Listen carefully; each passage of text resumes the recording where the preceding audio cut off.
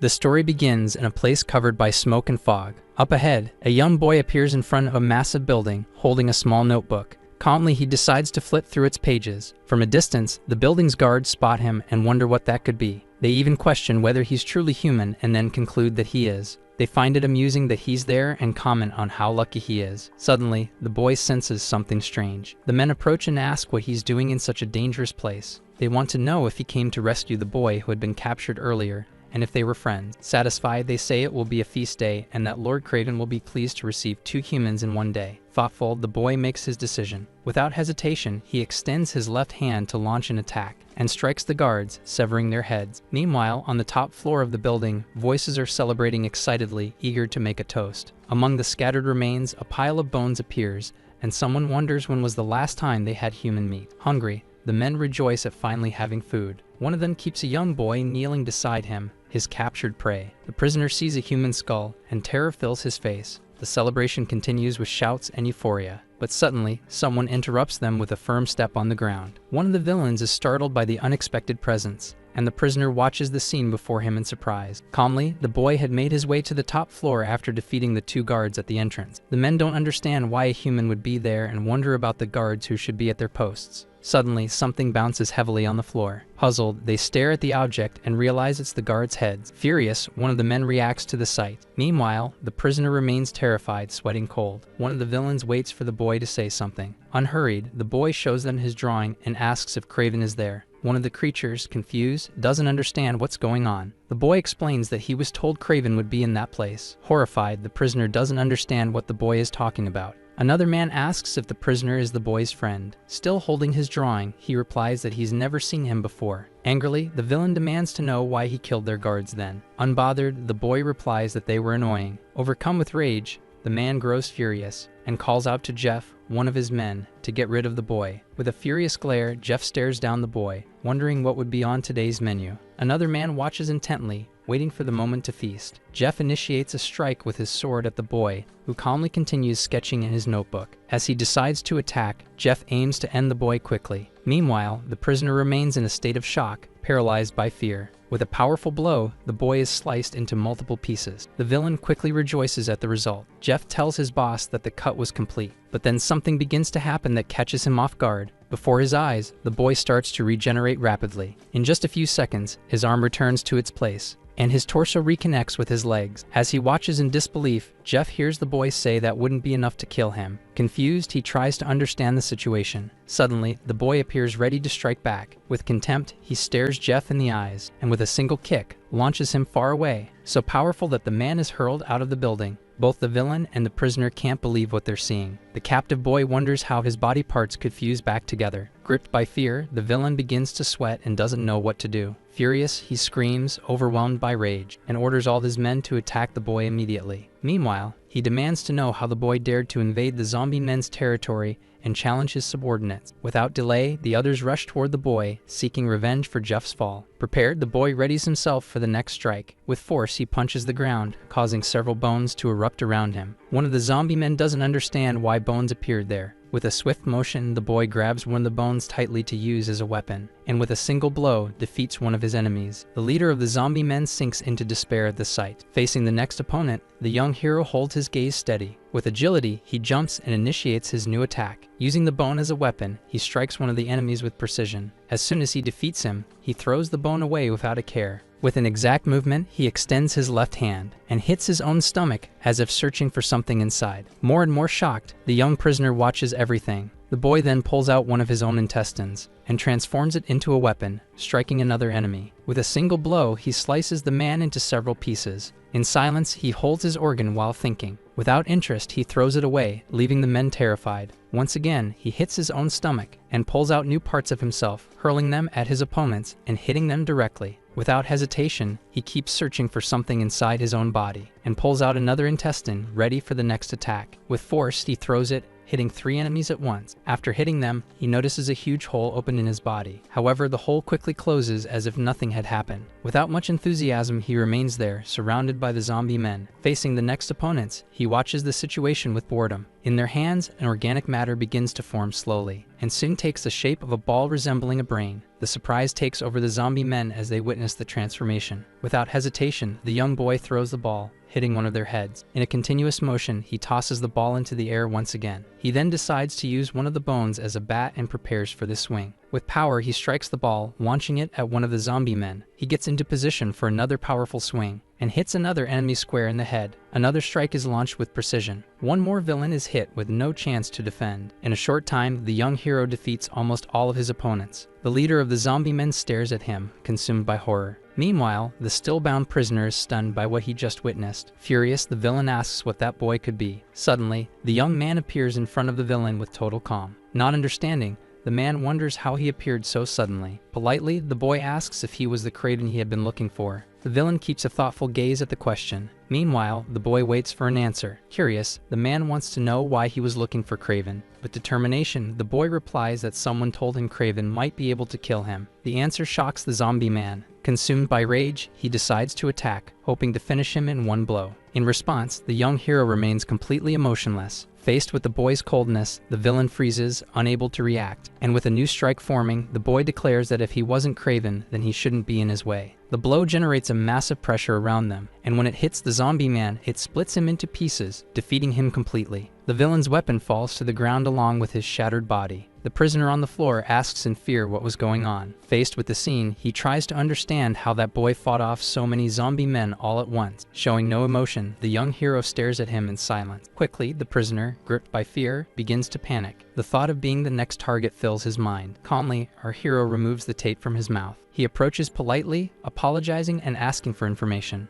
With the drawing in hand, he asks if he knows where to find Kraven. Not knowing what to say, the young prisoner remains frightened. Looking at the floor, he spots the fallen weapon of the leader along with part of his hand, and tells the boy that the one he just defeated was Kraven himself. With a thoughtful gaze, the boy reflects on having failed once again in his search. Without saying a word, he decides to leave the place, but the prisoner impulsively calls him back. Discreetly, the boy turns and stares at him. Not knowing what to say, the prisoner hesitates before him. Still kneeling and bound to the ground, he says he doesn't want anything and simply thanks him for being saved. With simplicity, the boy accepts the gratitude and walks away. The prisoner watches his departure in silence, and soon begins to reflect on what he would do from that point on. A strong wind stirs up dust on the ground as the boy leaves the place, and with a big leap, he leaves the top floor and walks along the streets once more. With his notebook in hand, he crosses out Kraven's drawing and decides to jot down some notes. The hero remembers that many years ago, the world fell into ruin due to a zombie virus. Some survived, but many turned into zombie men. These monsters were formed from the fusion of zombies and humans. After the incident, civilization was destroyed, and our young hero, even though he remained human, became immortal. At the end of his journey, the boy finds a gravestone. Standing before it, the young man faces his reality saddened. He laments and asks his mother for forgiveness, the one who had been buried there. He kneels down and says he failed, because he couldn't end his life that day. After being left behind, the prisoner thinks the hero could have at least set him free, and he quickly realizes that someone has appeared, calling him by name Mr. Cuva. The man sees his leader and his partner Dongo. They approach the prisoner and question why he hadn't answered the radio calls. He apologizes and explains that he thought Kraven wouldn't be there, but ended up being captured. Dongo sees Kraven's severed hand lying on the ground. The man looks around and sees all the bodies of the zombie men, asking what had happened. Cuva explains that everything happened after a young student showed up. His partner, in disbelief, questions how a child could have appeared and defeated everyone. The prisoner, while being untied, says it sounds insane, but in an instant he wiped them all out. Dongo asks if the man knows where the boy might be now, but Cuva regrets not knowing, saying he wished he had asked. He recalls the boy's cold and emotionless stare, and says he didn't ask him anything because he was afraid, and his friend asked if he was a zombie man. But the prisoner laments, and the leader remains thoughtful about the whole situation. The woman reaches toward the ground and quickly notices something important. She asks if the boy was wearing sneakers during the battle. Worried, the prisoner confirms. The leader thinks for a moment while looking for more clues. Meanwhile, our young hero is still staring at his mother's gravestone, and is being watched from afar. Hidden, Cuva and his friends spy on the boy in the middle of the forest. The woman wonders why he's been standing there for so long. Sweating nervously, The man confirms that this is the boy who saved him. The young hero notices the presence of the adult, and suddenly, their leader decides to strike the boy, but he quickly dodges the attack. The boy looks on, not understanding the situation, but shows no concern. The woman is amazed by the boy's skill and says she truly wanted to defeat him. Her friends, still behind the trees, are horrified. She closely watches the boy's reaction and soon notices a cut on his neck caused by her attack. The boy comments that he's always one step ahead, and then his head detaches from his body. He throws it into the air himself. The leader, alert, decides what to do in that moment. She grabs her weapon and shoots at the head flying through the air. The boy, still standing, extends one of his hands. He reaches toward his own neck for something and pulls out a new head in its place, leaving the woman stunned. Still shocked, the leader is pleased to discover that everything was real. The boy stares at her while she's amazed by his immortality. He sits down on the ground and politely asks her not to disturb him and to leave. She looks at him, unconvinced, and shoots him again with her weapon. She turns quickly and hits the young hero with a powerful kick. The blow launches him far into the forest. With her weapon, the leader fires multiple shots toward the boy. Our hero sees the bullets coming at him. He extends one hand to defend himself and uses one of his abilities, deflecting all the bullets that would have hit him. The woman grows concerned and wonders what kind of power that is. The boy is impressed by how skilled the woman is and says he'll enjoy himself until he defeats her. While preparing for his next strike, she laughs and thanks him for the backhanded compliment. She observes the boy's power around her and is subtly pleased to see that he had surrounded her without her noticing. He pulls back the attack and says he doesn't like to take human lives, asking once more for them to leave. But relentless, she prepares to strike him again. She extended a knife toward the boy's neck and curiously asks how long it takes for him to heal. The boy is surprised by the woman's curiosity. While she stares at him, she points out that his wound on the neck is still open. He pauses to check as she points to it, and when he touches it, he realizes the wound is still open. His eyes go wide in surprise. In disbelief, he realizes that had never happened before. He turns to the woman and asks what she did. The leader finally introduces herself to the boy. She is the captain of the Lethal Force unit, Lee Kyung. In shock, he hears her invite him to join her unit, saying he possessed a rare talent, immortality. In the background, Hyuha and Dongo are embarrassed by the situation. She explains that the boy would be rewarded for joining. She says that Hyuha told her the boy's wish was to end his own life. Kyung commits that she could make that wish come true. Disbelieving, the immortal boy doesn't understand the proposal, and Leader Lee explains that a scientist in her unit had the ability to do so. Frustrated, he asks how that would be possible. Without a clear answer, she says the boy should ask the scientist directly. She emphasizes that the knife that wounded him was created by the same scientist. The hero thinks a bit about the proposal, and from the boy's reaction, she deduces it was the first time a wound of his hadn't healed. As he reflects, she asks him if he wasn't curious to know how it worked. The boy, hopeful, speaks. In the middle of the forest, he questions if it would really be possible to end his life. Lee is pleased to know the boy considered the proposal and asks his name. He, as if he hadn't said it in a long time, says his name is Mireille. The leader extends her fist with precision, telling him he didn't need to worry. His friends listen to the agreement stunned. Lee says that Mireille would defeat the zombie men with her troops, reclaim Earth, and have his wish granted in the end. Beside his mother's grave, he listens attentively. Thus, the leader, happy, says she hoped to get along with her new companion until then. With serious and hopeful eyes, she stares at him. He asks his new leader to make that a promise. Happy, she agrees. He stretches his neck and feels his still unhealed wound, and for the first time in a long while, he feels happy knowing his wish might be fulfilled. As the conversation ends, the leader grabs her radio and asks if Garam could hear her. Everyone on the team hears the confirmation on the other end, and they tell her she's almost there. Satisfied, Lee says she hopes she arrives soon, and after the girl mentions a problem with the accelerator, her friends wonder if she even had a driver's license. The leader quickly notices a car approaching in her direction. Garam appears, driving in a panic, and suddenly slams the brakes. Everyone watches her not-so-skillful arrival behind the wheel. The girl opens the car door and arrives full of energy, apologizing for being late. The leader reassures her that it's all fine, and Garam is shocked to see the new group member. Mireille observes her as she asks who he is. Lee says, in front of everyone, that the new recruit would be under Garam's command, and the young woman, excited, asks if she had finally become a senior. Very happy, she welcomes the newcomer and introduces herself. Her name is Jin Garam, but the boy, showing no emotion, ignores her. As he walks toward the car, she assumes the boy must be shy. In the car, the leader informs the boy that he'll be sent on an expedition to Jinhae, a place occupied by the Red Dan group. Our hero, with little information, asks who they were. Lee is surprised by the boy's lack of knowledge, but understands he must have been isolated for a long time. The Red Dan group is one of the most famous, having conquered entire cities. She points out that her objective was to eliminate them, but first needed to locate their leader. Dongno and Kyuha add that they went after Craven because he was once a member of the Red Dan. Mirai understands, but the men quickly realize he doesn't seem very interested. Lee highlights that in Jinhei, there's a paladin from the group who should know the location of their boss. While reading a book, Garam hears that she and the boy would go in search of clues about the Red Dan leader's whereabouts. She also points out that while Craven commanded a group, the paladin could command an entire city. The leader laments that they couldn't all go together since they had to search in different places. And soon they spot a ruined city, Jinhei, Changwon. Mirai and Garam step out of the car. The leader says goodbye, heading toward her destination. Young Garam feels confident in her mission and in sharing the details with the young hero. The group continues in their car, and Lee wishes the two youngsters good luck and to be careful. Confident, Garam is happy about her first mission as a senior, though a little nervous. The young woman begins to run toward the city and hopes the boy follows her. The two youths walk through the destroyed city. Garam is satisfied that they entered the city safely. However, nervous, she hides behind a car trying to calm herself. She holds a book and realizes that Jinhei is the city of different species, since it was possible to find various different species there. It wasn't a normal city, there were also animal-type zombies. She observes carefully, unsure where they could appear from. From afar, the youths are being watched through binoculars. Kyuva asks the leader if they'll be alright and says he thinks it would be better if everyone went together. Lee says it's not necessary, since it wouldn't be that dangerous with Mirai's help. Meanwhile, she adds that she also needed to check if the boy would follow her orders. With sharp eyes, she says he's talented, but she doesn't know what he might be planning. Together with her companions, she says she'd like to watch him a little longer. Kyuva listens to her nervously. In the city, Garam is feeling quite anxious. Desperate as she sees her partner so calm, she tells him to hide too. Shocked, she doesn't understand his lack of concern and says zombies could appear at any moment. Suddenly, two zombie animals pass nearby, talking to each other. The girl quickly hides in worry. Afraid, she questions what kind of zombie species those were. The monsters talk about Craven's death, and soon they run into Mirai, standing still and unfazed by the situation. His partner panics. From a distance, Leader Lee observes the scene. In the middle of the city, the hero is surrounded by some of the monsters staring at him. Lee becomes worried,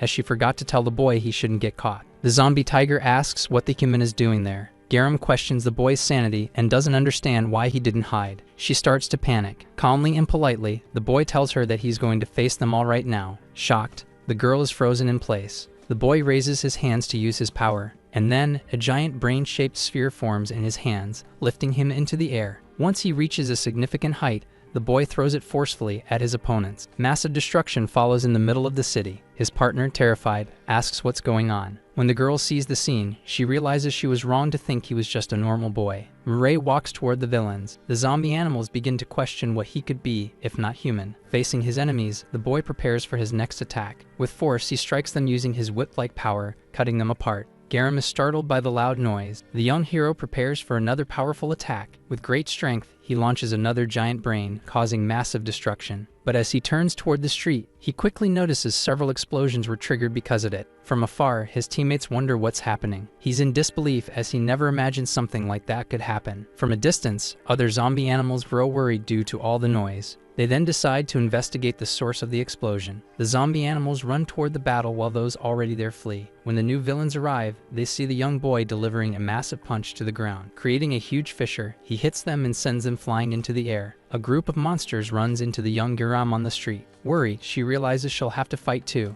A zombie cat asks if she was the one causing all that chaos. Suddenly, the young girl grabs a book and starts analyzing. Furious, she crouches down, and a huge green energy surrounds her. With the book in hand, she casts her spell. This way, the girl activates her ability, Thunder Collapse, and in an instant, she strikes down 3 zombie animals with a single blow, defeating them. With this battle, the ruined city was becoming even more destroyed. Our hero leaps forward in front of his enemies, and with a strong kick, hits them in the head. As a result, the zombie animals are sent flying. Mirai looks at the street and picks his next target. 3 massive explosions erupt. Exhausted and breathless, the young Garam finds her partner for the first time after the battle. Furious, she says that if the boy intended to destroy the whole city, he was only attracting more zombies there. Mirai gets ready, as a zombie monster has fallen to the ground, but is still alive. Terrified, the monster tries to say something but can't. Confused, the boy asks what happened to him and why he couldn't speak properly. His companion asks why he's worried about this one after defeating all the others. He listens closely as the girl explains that this one is of a lower class. This brings back a memory to the boy of his mother when she couldn't speak to him on her deathbed. He stares at the monster with a melancholic look, and then orders it to disappear from there as soon as possible. Terrified, the zombie flees and the girl, outraged,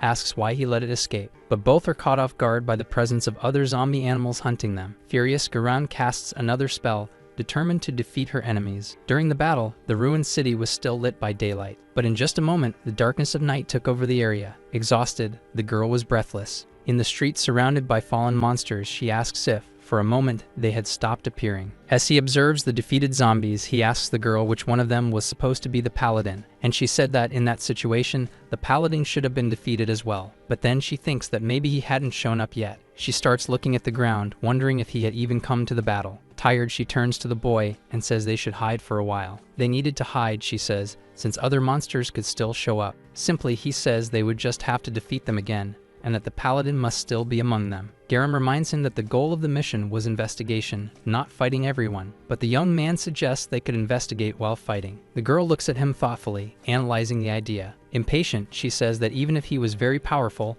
they couldn't spend the entire day fighting. She says that he didn't need to worry about dying, but she did. She couldn't afford to die for real. He stares at the ground, thoughtful. He says it didn't matter whether she lived or not. What mattered was completing the mission, and with that, she becomes furious upon hearing the boy's way of thinking. Angrily, she asks how he could think that way. She reminds him that the reason they were there was to save lives. She makes him remember that no matter how important the mission is, saving lives should always come first. Then she tells him he shouldn't say things like that so lightly. To the girl's surprise, the boy steps closer, wanting to tell her something. But subtly, he says that he didn't think the same way as she did. The girl is surprised and starts to sweat coldly. To the surprise of both, a huge monster stomps the ground with force. A large zombie monster, strong and armed, is there, wanting to know what's going on. His body is covered in blades, and he has a lemur mask strapped to his back. When the two youths see him, there's no doubt that he's the paladin. From a distance, Leader Lee watches them through binoculars. Garam, worried, laments that the monster showed up at a time when she no longer had the strength to fight, and looking at all those ZOMGANs and the paladin, would she really have the strength to defeat them?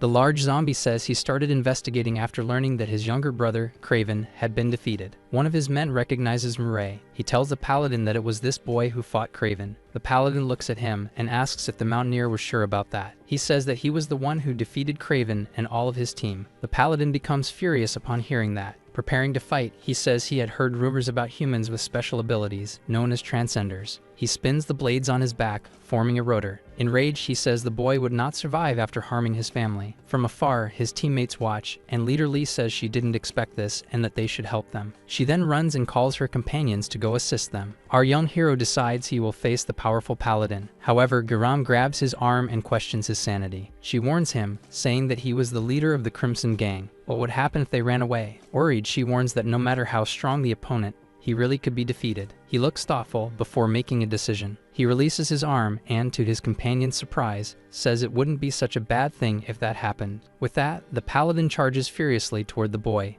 intent on attacking him. The young man standing in the middle of the street doesn't react much, while Garam grows enraged with concern. A loud crash echoes through the street as the villain stomps the ground. They come face to face with the young hero, ready for battle. The paladin prepares a powerful blow. Likewise, the young boy, surrounded by the last of the zombies, prepares to fight as well. With his first attack, he defeats all the zombie animals around him. A single strike leaves the paladin surprised, in shock. One of his zombie soldiers calls out to him, but overwhelmed with rage, he can only focus his attention on the boy. The paladin then prepares for his next strike, even more enraged after seeing his family defeated in front of him. There he was, the young hero, standing in the middle of the destroyed street, waiting for his opponent's next attack. A monstrous paladin surrounds him, striking quickly with his blades. He looks pleased, convinced he'll slice the boy into pieces and defeat him easily. He watches the boy being cut apart and says that's what happens when someone foolishly faces him. For a brief moment, the young hero reflects on the possibility of being defeated. The powerful paladin strikes again,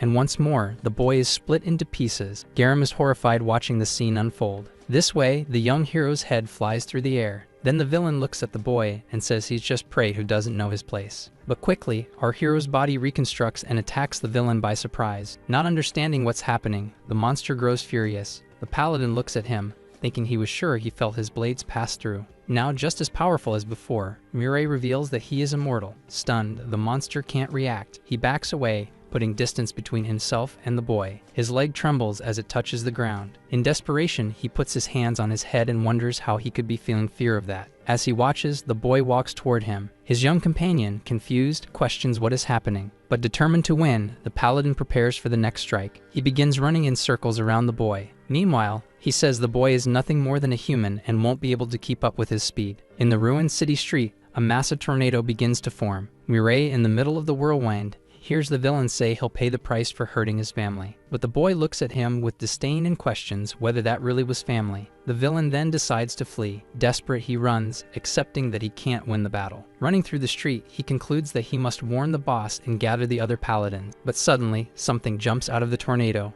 The young hero leaps and catches up to the villain. He hits him from above, striking his back. With a powerful blow, he launches him into the air. The boy begins to reflect on the idea of family, one that he once had. He hits the villain even harder, paralyzing him. The young boy then remembers moments with his mother when she asked if the food they ate was good. In the memory, the boy was happy because it was delicious, and his mother was happy to hear that. But the memory quickly shifts to the tragic moment when she was no longer the same. His mother had become another zombie and tried to attack him. As a result, he was forced to defeat her with his own hands. That's how he saw his only family destroyed in an instant. A memory that haunted and traumatized the boy from a very young age. In the street, the boy is still there, reflecting and striking the monstrous villain. Paralyzed by the attack, the villain cries in despair. Mireille reveals to him that he too is doing all this for his family. In just seconds, he slices the paladin into pieces while still in midair. Garam watched everything, stunned and speechless. Meanwhile, her team, who had been running to help, finally arrives. Everyone watches the young hero in the middle of the street, staring at the destruction he caused. The group leader watches him closely. He looks back and says that it was already enough. The mission was over. She says that, in fact, it was supposed to be an investigation, but he destroyed the entire area. She says they can't continue the investigation this way,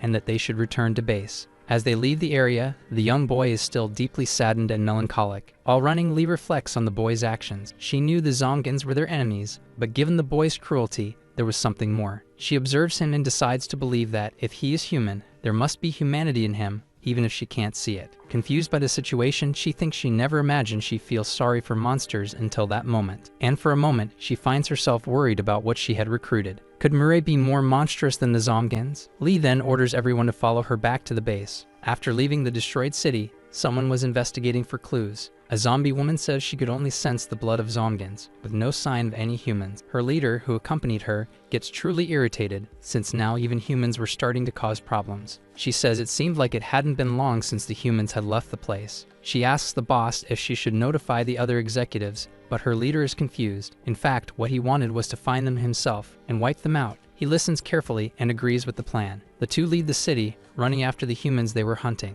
Meanwhile, a campfire was lit. The team gathered around the fire to warm up, as it was already late. Everyone joined to eat and rest. Lee grows concerned as she notices everyone seems a little down. Thoughtfully, she concludes the mission was a failure, that the city had been destroyed, and she didn't know how the monsters would retaliate. She observes her anxious team, and also looks at Mireille with concern, since her most powerful asset had now become a problem. The leader keeps thinking. She then decides to tell the boy that she had been testing him. She admits she wanted to see whether or not she could trust him. The boy listens closely as she says the mission was actually an investigation, but all he did was destroy the place. Garam was there and heard her say she had been dragged into the fight against her will and could have been hurt. She says, still tense, that luckily he managed to defeat the paladin. But as she looks at everyone around the fire, she concludes that with just one slip-up, they could all be dead. And so she concludes that because of that, she couldn't trust the boy. He listens thoughtful. He replies that according to her, he was supposed to take down the ZOMGANs, and that he had followed her orders. And she agrees with him on that point. She extends her hand with precision,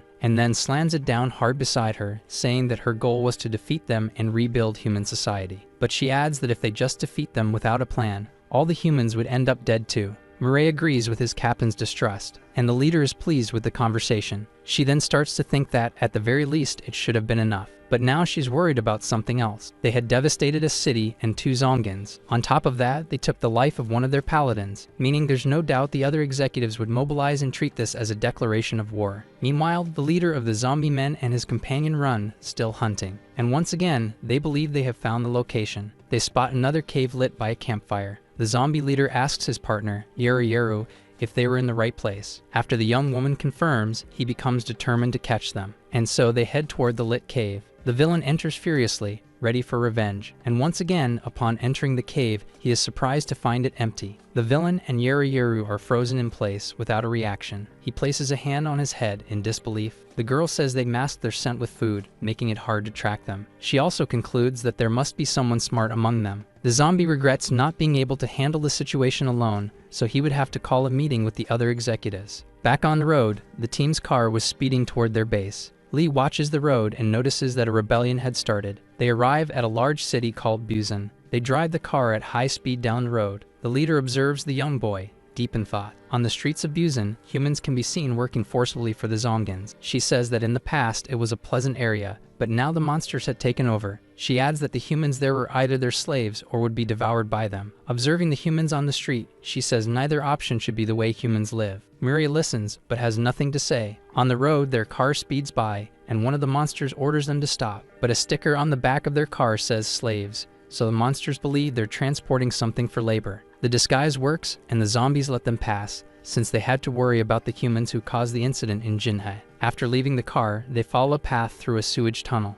The leader says it's unpleasant, but it's the only way into the headquarters. As they walk along the subway line, she says it's the headquarters of the Eradication Front. As she spoke, a woman suddenly interrupted her with a shout. Nuri Chien, the commander, demanded to know what had been done. She said the mission was supposed to be an investigation, so what exactly had happened? Awkward and nervously laughing, Lee said she'd explain the details later. She said there was something she needed to do first. Anote, confused, tried to understand what was going on. The leader then called for Mirai. At that moment, everyone turned to watch the boy and his leader standing face to face. Nuri then asked who that boy was. Lee decided to tell the boy that from that moment forward, they would be confronting all the executives at some point. She emphasized that she didn't know how many there would be, or how powerful they might be. She said the only executives she knew were the paladins, and they were the weakest of them all. Her companions were surprised when they heard her asking him to attack. He listened without reacting, as she said she was serious, and that he shouldn't hold back this time. He asked if that was really an order. With precision, she said yes. QS started to wonder if there was something else she wanted to test, and by observing, he concluded that they had fought before. But back then, she hadn't used her ability, which meant that's what she wanted to confirm. She wanted to see if Mirai could beat her while she was using her ability. As she prepared for the battle, the leader remembered the boy's strength, meaning that all the upcoming missions would probably involve him.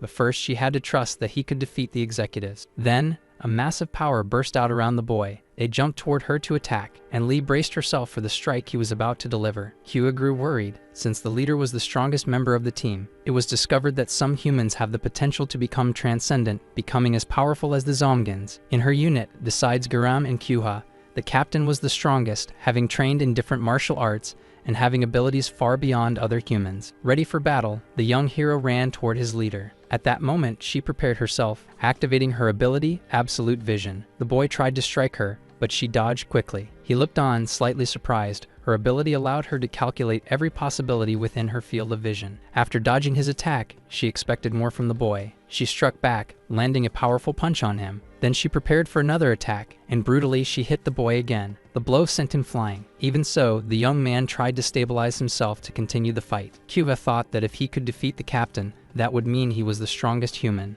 Mirai decided to come up with a plan. Lee concluded that at that point, he would probably have to go all out. He positioned himself to use one of his abilities. He launched hundreds of bones at his leader, aiming to hit her. Seeing the attack, she concluded that he could use brains, arteries, veins. Many different attacks were at his disposal. Her ability gave her a special perspective to analyze the possibilities. She observed the bones flying toward her, 9 in total, traveling at an average speed of 70 km/h. And in that case, she braced herself. With absurd speed, she caught each of the bones one after the other without injury. Her teammates, watching, were amazed. She then crushed the bones she was holding. The young hero quickly rushed to attack her again. She swiftly dodged a kick he was aiming at her. He landed on his knees on the ground. He ran toward Lee to strike again. This time, he unleashed a flurry of punches and tried to hit her. She watched, impressed by the power. His first attack was nothing compared to this. She thought her ability allowed her to dodge bullets, but the boy's attack was even faster than bullets. As she dodged the boy's strikes, she realized he was more skilled than she had expected.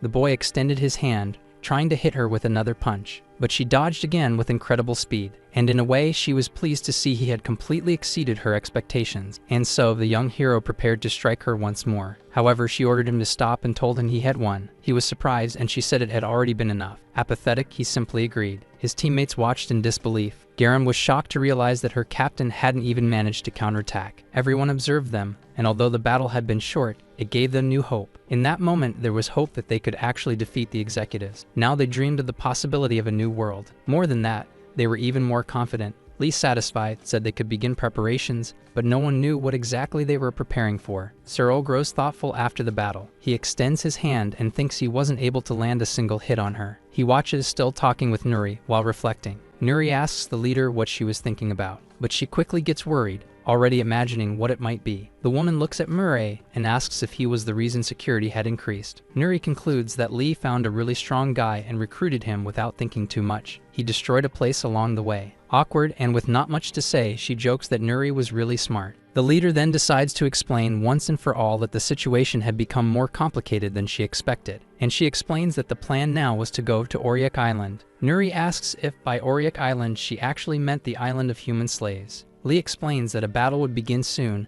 and that they needed some weapons, and she adds that they had to bring back Juan as soon as possible, the scientist who had gone there to investigate. Worried, Nuri asks if she intended to go after her right now. The leader confirms and says that even if they didn't need weapons, they would still need her. She holds out the knife the scientist had made, reinforcing Juan's importance. Lee tells Nuri about the promise she made to the young hero before he joined them. Nuri, outraged, asks if that was really what he wanted. Lee confirms, but admits she doesn't know the exact reason. Commander Nuri is surprised to learn that the boy is immortal. She says the knife wouldn't be enough to take the boy's life, so they needed to see the scientist again as soon as possible. Nuri concludes that the leader should go, whether she liked it or not. She throws the knife aside to start working on a plan. The commander looks over the documents, thinking more about Auric Island. Nuri calls everyone to pay attention to the summary of the new mission. First, bring Juan back, and then recruit some useful people for the cause. She explains that all members of the Eradication Front were gathered there, and that would be a portion of the people for future actions. She also makes it clear that even with the other members elsewhere, the number of people would still be very low. In short, the mission would involve securing and recruiting more members for the team. Lee is happy to see that everything was already planned,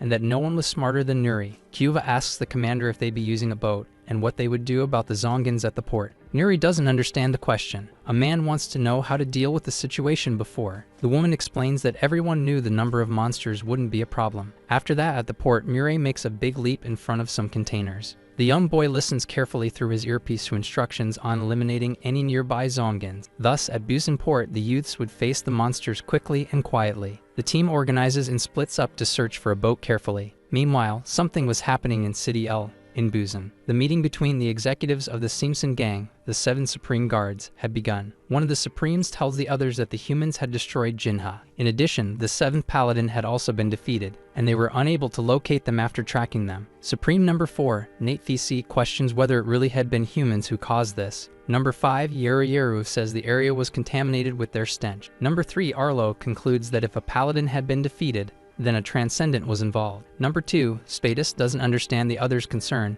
since they were just humans. Number 1, Terate, asks if Rishul had any more detailed information, but he says no. Terate says they should block the cities and reinforce security, but that without enough information, they wouldn't make rash decisions. He also orders Rishul to capture the humans, and emphasizes that they must not escape this time, since it wasn't the first time he ignored the man's lazy behavior. The monster then confirms if his mission was simply to capture them. Uriur asks her partner where he would search first. He says that first he would look within his own territory. At Busan Port, Murray follows orders. Lee says that there should be some humans working in that area, and they must not be harmed. The young hero finds the monsters and runs to attack them. However, as he approaches, he remembers he should take them down silently. He watches them carefully while they talk, and quickly with a strike, he hits them in the head. He kneels to the ground after defeating them, and runs off to find the next ones, reinforcing in his mind that he should do all of this silently. Meanwhile, his companions were also dealing with other ZOMGANs. Donho and Garam were searching for a boat. Unfortunately, neither of them had any luck, so they decided to search elsewhere. But soon, they sensed monsters approaching. Suddenly, our young hero appeared and quickly defeated them. Murray continued his mission to take them down. His teammates could now search for the boat without trouble. They ran between the containers in another direction.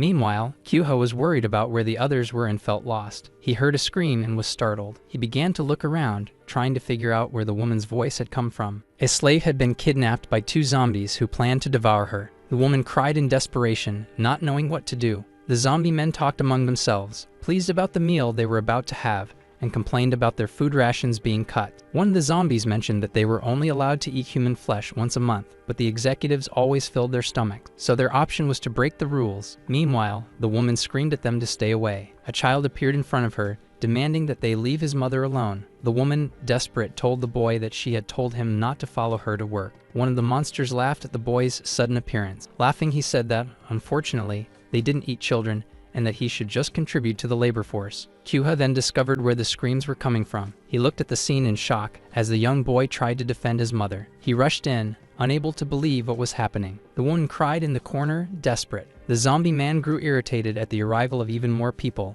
complaining that humans kept interfering. The child begged Kyuha to save his mother. Kyuha then felt concerned because he had acted on impulse, but he wasn't good at fighting. The zombies were pleased to see more humans, saying it would only satisfy them further. Kyuha was hit with a punch in the stomach. Unfortunately, the zombie man grabbed him by the face. The child cried as he watched the man trapped. The zombies then prepared to strike him. They tightened their grip on Kyuha's head, harder and harder. But to everyone's surprise, the head of the zombie attacking him suddenly exploded. Kyuha fell hard to the ground. The other zombies, not understanding what was happening, were outraged. Mirai then appeared, holding a brain-shaped sphere between his fingers, ready to attack again. And when the zombie tried to ask who the boy was, he was struck in the head too, and defeated. The boy Chan smiled and hugged his mother, who had now been saved. Kyuha thanked the hero for saving his life. Mother and son cried together, emotional and shaken. Our young hero watched the scene intently and reflected on what that meant to him. His friend called out to him. The woman thanked Kyuha for saving her life, but he said he hadn't done anything and asked her to go home. With deep gratitude, she thanked the man several times. Kyuha watched the young boy walk away from the scene.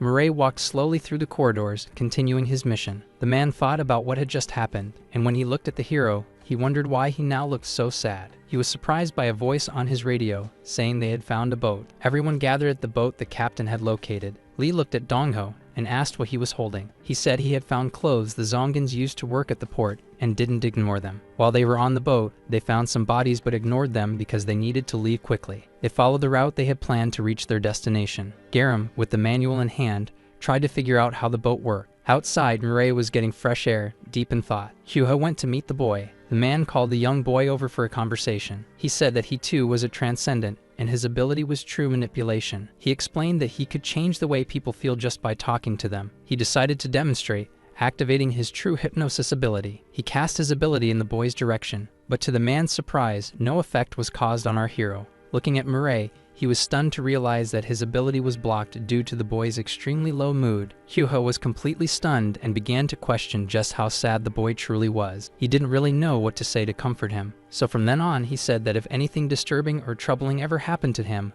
the boy could talk to him anytime. The boy, still with a saddened look, listened as his friend told him that his job there was like that of a psychologist. But that conversation didn't change the fact that the boy's sadness remained deep. Kyuha hears a thank you, but in truth had been hoping for a conversation. A man told her not to worry, that he could talk anytime. Dongho tells the man that he's amazing for at least trying. As they watch, he also asks if he wasn't afraid of the boy. Dongho says the boy seems to have no emotions, looks dangerous, and that it's frightening he wants to lose his own life. Kyuha reflects on his point of view. In fact, he thinks Mirai just seems sad. He also says it's like he's searching for a reason to live, rather than really wanting to die. Inside the cabin, Garam becomes a little desperate beside her leader. In front of the boat, a massive ship approaches. Inside the ship, a radio reports that bodies have been found at Busan port and nearby vessels should be investigated. Zombie SS Fader announces he spotted a suspicious fishing boat and that he'd approach it immediately. Ritual then appears and asks the man what was happening. They explain they spotted a suspicious boat ahead. The captain explains that it didn't seem to be the same fishing boat from the report they were going to investigate, but his leader doesn't give it much importance. The ship then orders the fishing boat to stop. If they didn't cooperate, they'd open fire. Garam, worried, asks her leader what they should do, since the plan was to go unnoticed. Lee thinks they were close to their destination and didn't want to fight. It couldn't repeat the mistake of Jinha. Dongho, desperate, asks the captain if he should alert Mirai about the ZOMGAN ship. Lee has no answers, but quickly comes up with a plan. She instructs her teammate to wear the clothes of the ZOMGANs they had stolen. Dongho and Giram put on the outfits as disguises, speak with the ship's captain, and pretend they're transporting human slaves. Nervously, they confirm the story that they were taking them to Auric Island. The captain says it was odd since no boats were supposed to be operating that day. Nervously, Dongho says they were additional workers. Luckily for them, the captain says these things happen from time to time. Relieved, Dongho sweats from sheer anxiety. However, the captain gets suspicious and asks why they were the ones transporting the humans. He adds that normally, it's ZOMGANs who do that job, not humans. Hyuha, seeing the situation, panics, but Lee reassures him she trusted Dongho. Still, Dongho was desperate, trying to come up with a good answer. Sweating cold, he kept thinking he needed to pull himself together. He clenched his fist, thinking he had always been prepared for these situations. He remembers that before all this, his dream was to be an actor, a talented and well-respected actor, and the best answer he could come up with was to say that Cheolsu Kim had sent them. Desperate, Garan wonders who that man even is. In his head, Dongho thinks that at least someone out there must be named Cheolsu. Kyuva panics, thinking the answer wouldn't be good enough. The ship's captain asks if Cheolsu really sent them. As the monster stares, the man starts to worry whether anyone with that name even worked there. But to everyone's surprise, the captain is unsure if Cheolsu still works there. The captain laughs, saying that apparently Cheolsu was still making trouble since he hated sending reports. Dongho gets emotional from the incredible stroke of luck. Mirai, watching the scene from afar, starts to wonder if they couldn't just fight the man and move on. Suddenly, everyone's conversation is interrupted. Rishul appears on the vessel and asks why they were taking so long. Lee watches the scene with focus and concern. The ship's captain explains it was nothing serious and that the humans were under Cheolsu's command. The leader notices that the ZOMGAN who had appeared was a bit different. The ship's captain then speaks up and says the humans should show more respect. Lee quickly realizes that this is Rishul, an executive. He was a senior ZOMGAN responsible for Auric Island. Rishul observes them closely. He approaches Mirai, trying to figure something out. And looking at the boy, he asks if they had met before. Leader Lee grows concerned at the question. However, Rishul believes it was a mistake and decides to leave. Once the zombies move away, Lee decides to speak discreetly with the young hero. She watches Rishul leaving and tells the boy to remember his face. After all, it wouldn't be long before they had to fight him. Upon arriving at Auric Island, they're quickly met with the sight of the human slave farm. The guards at the entrance welcome Rishul, who is followed by Mirai and his team. One of the guards asked the ship captain who those people were, and he explained that they were additional workers. The captain then dismissed Garam and Dongho. Lee ordered Dongho to find a boat for when they were ready to leave. Worried and a bit confused, Dongho heard fishing rod, but Garam corrected him and said it was boat. The young woman explained to him that they would search for a boat while Lee would look for the scientist Jian. Thus, upon entering the slave farm, the guard escorting them separated the prisoners. Lee carefully observed the human slave farm. Some humans were raised for manual labor, while others for specific functions, and some for the ZOMGAN's entertainment. Thus, the few humans chosen for these purposes were sold to different cities. But Lee reflected that most humans who couldn't become slaves ended up as food, sent to the slaughterhouse. In other words, if you wanted to be chosen as a slave, you had to prove that you were special compared to others. A slave working inside the farm stared at her in the hallway. He bumped hard into her shoulder as he passed. When she saw him leaving, she concluded that in that place, you had to fight to survive, no different from nature. Lee called for Mirai. She told him to protect Kyuha until further instructions. With little choice, the boy simply agreed. She watched attentively and said that, in that place, one had to be more cautious with humans than with ZOMGANs. The guard then separated the boys, leaders, into different cells. As Lee watched them enter the cell, she preferred to believe everything would be alright. While walking to her own cell, she started looking around, searching for Jiun. Mirai and Kyuha, in their room, came across other humans. One of the prisoners asked who they thought they were to be there. Kyuha, slightly cheerful, said they were there to rescue everyone and would explain everything at the right time. But he was quickly shocked by what he had just seen. A large prisoner was holding a woman, his cellmate,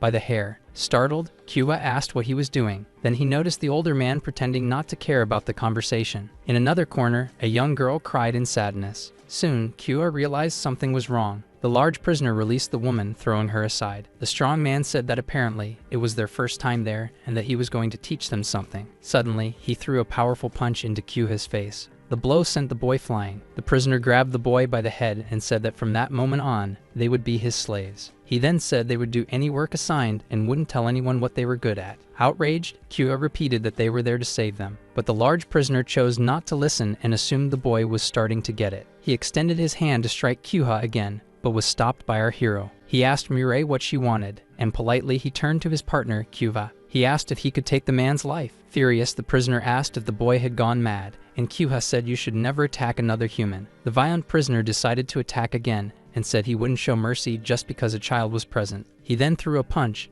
aiming for the young hero's face. However, he was surprised and wondered why the boy's head was so hard and why his hand hurt. Disbelieving, Mirai wondered what was wrong with him. The young boy then decided to fight back, but the prisoner had already backed away. The boy placed his index finger on the prisoner's forehead, then gave a simple flick and sent the man flying. The prisoner crashed into the wall, screaming. The woman who had been assaulted was shocked. The girl who had been crying was speechless. The man, after the blow, asked himself what had just happened. Hyuga turned to the young boy and asked if that had really been just a flick, hoping no one had heard it and come to check. But as ZOMGAN entered the cell, furious, Kyuga panicked as he hadn't found the scientist and didn't know how to rescue the people, yet a fight was already beginning. The ZOMGAN turned toward the violent prisoner and immediately assumed he was the problem. The ZOMGAN grabbed the man by the collar. He swore it was a misunderstanding and that it wasn't him this time. Furious and out of patience, the guard decided the prisoner needed special treatment. He removed him from the cell, locking the others inside. Kyuga concludes that he must have already caused a lot of trouble and feels relieved that they got out of the situation.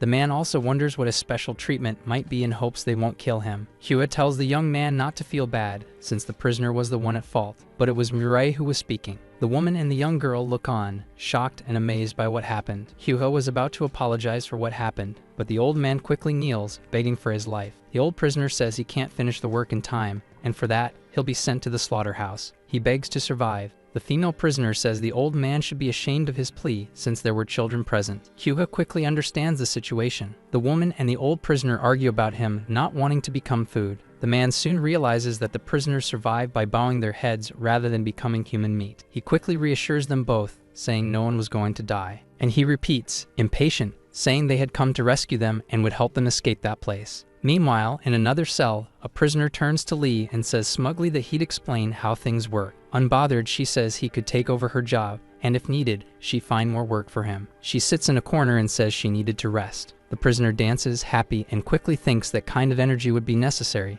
since they'd be out of there soon. Lee begins to think she should search for Jun and then plan their escape. In their cells, a speaker broadcasts the voice of a guard, ordering them to start working in their assigned areas. In Lee's cell, the prisoner dances happily, and she wonders why that voice sounded so familiar. Outside the cell, the day was bright, and they were starting their labor. Kyuga carries on his back, along with other prisoners, a huge tree trunk, wondering how he ended up with that kind of job. Near him, a guard orders him to work faster, and he just thinks he needs time to find Jiun. He's also curious to know what job Mirai was assigned, but figured it must be more exhausting than his. But Mirai was seated in front of a sewing machine. Another prisoner was explaining how the job worked. The young hero, with no skill at all, runs his own hand through the machine while trying to feed fabric. Desperate, the prisoner tells him to just stand in a corner and not get in the way. The young girl, his cellmate, grows worried about his injury. She offers the boy some bandages she had and proposes to help him. They hold hands and she applies a bunch of bandages, as his wound looked very bad. He looks on without much emotion. He says he didn't need them,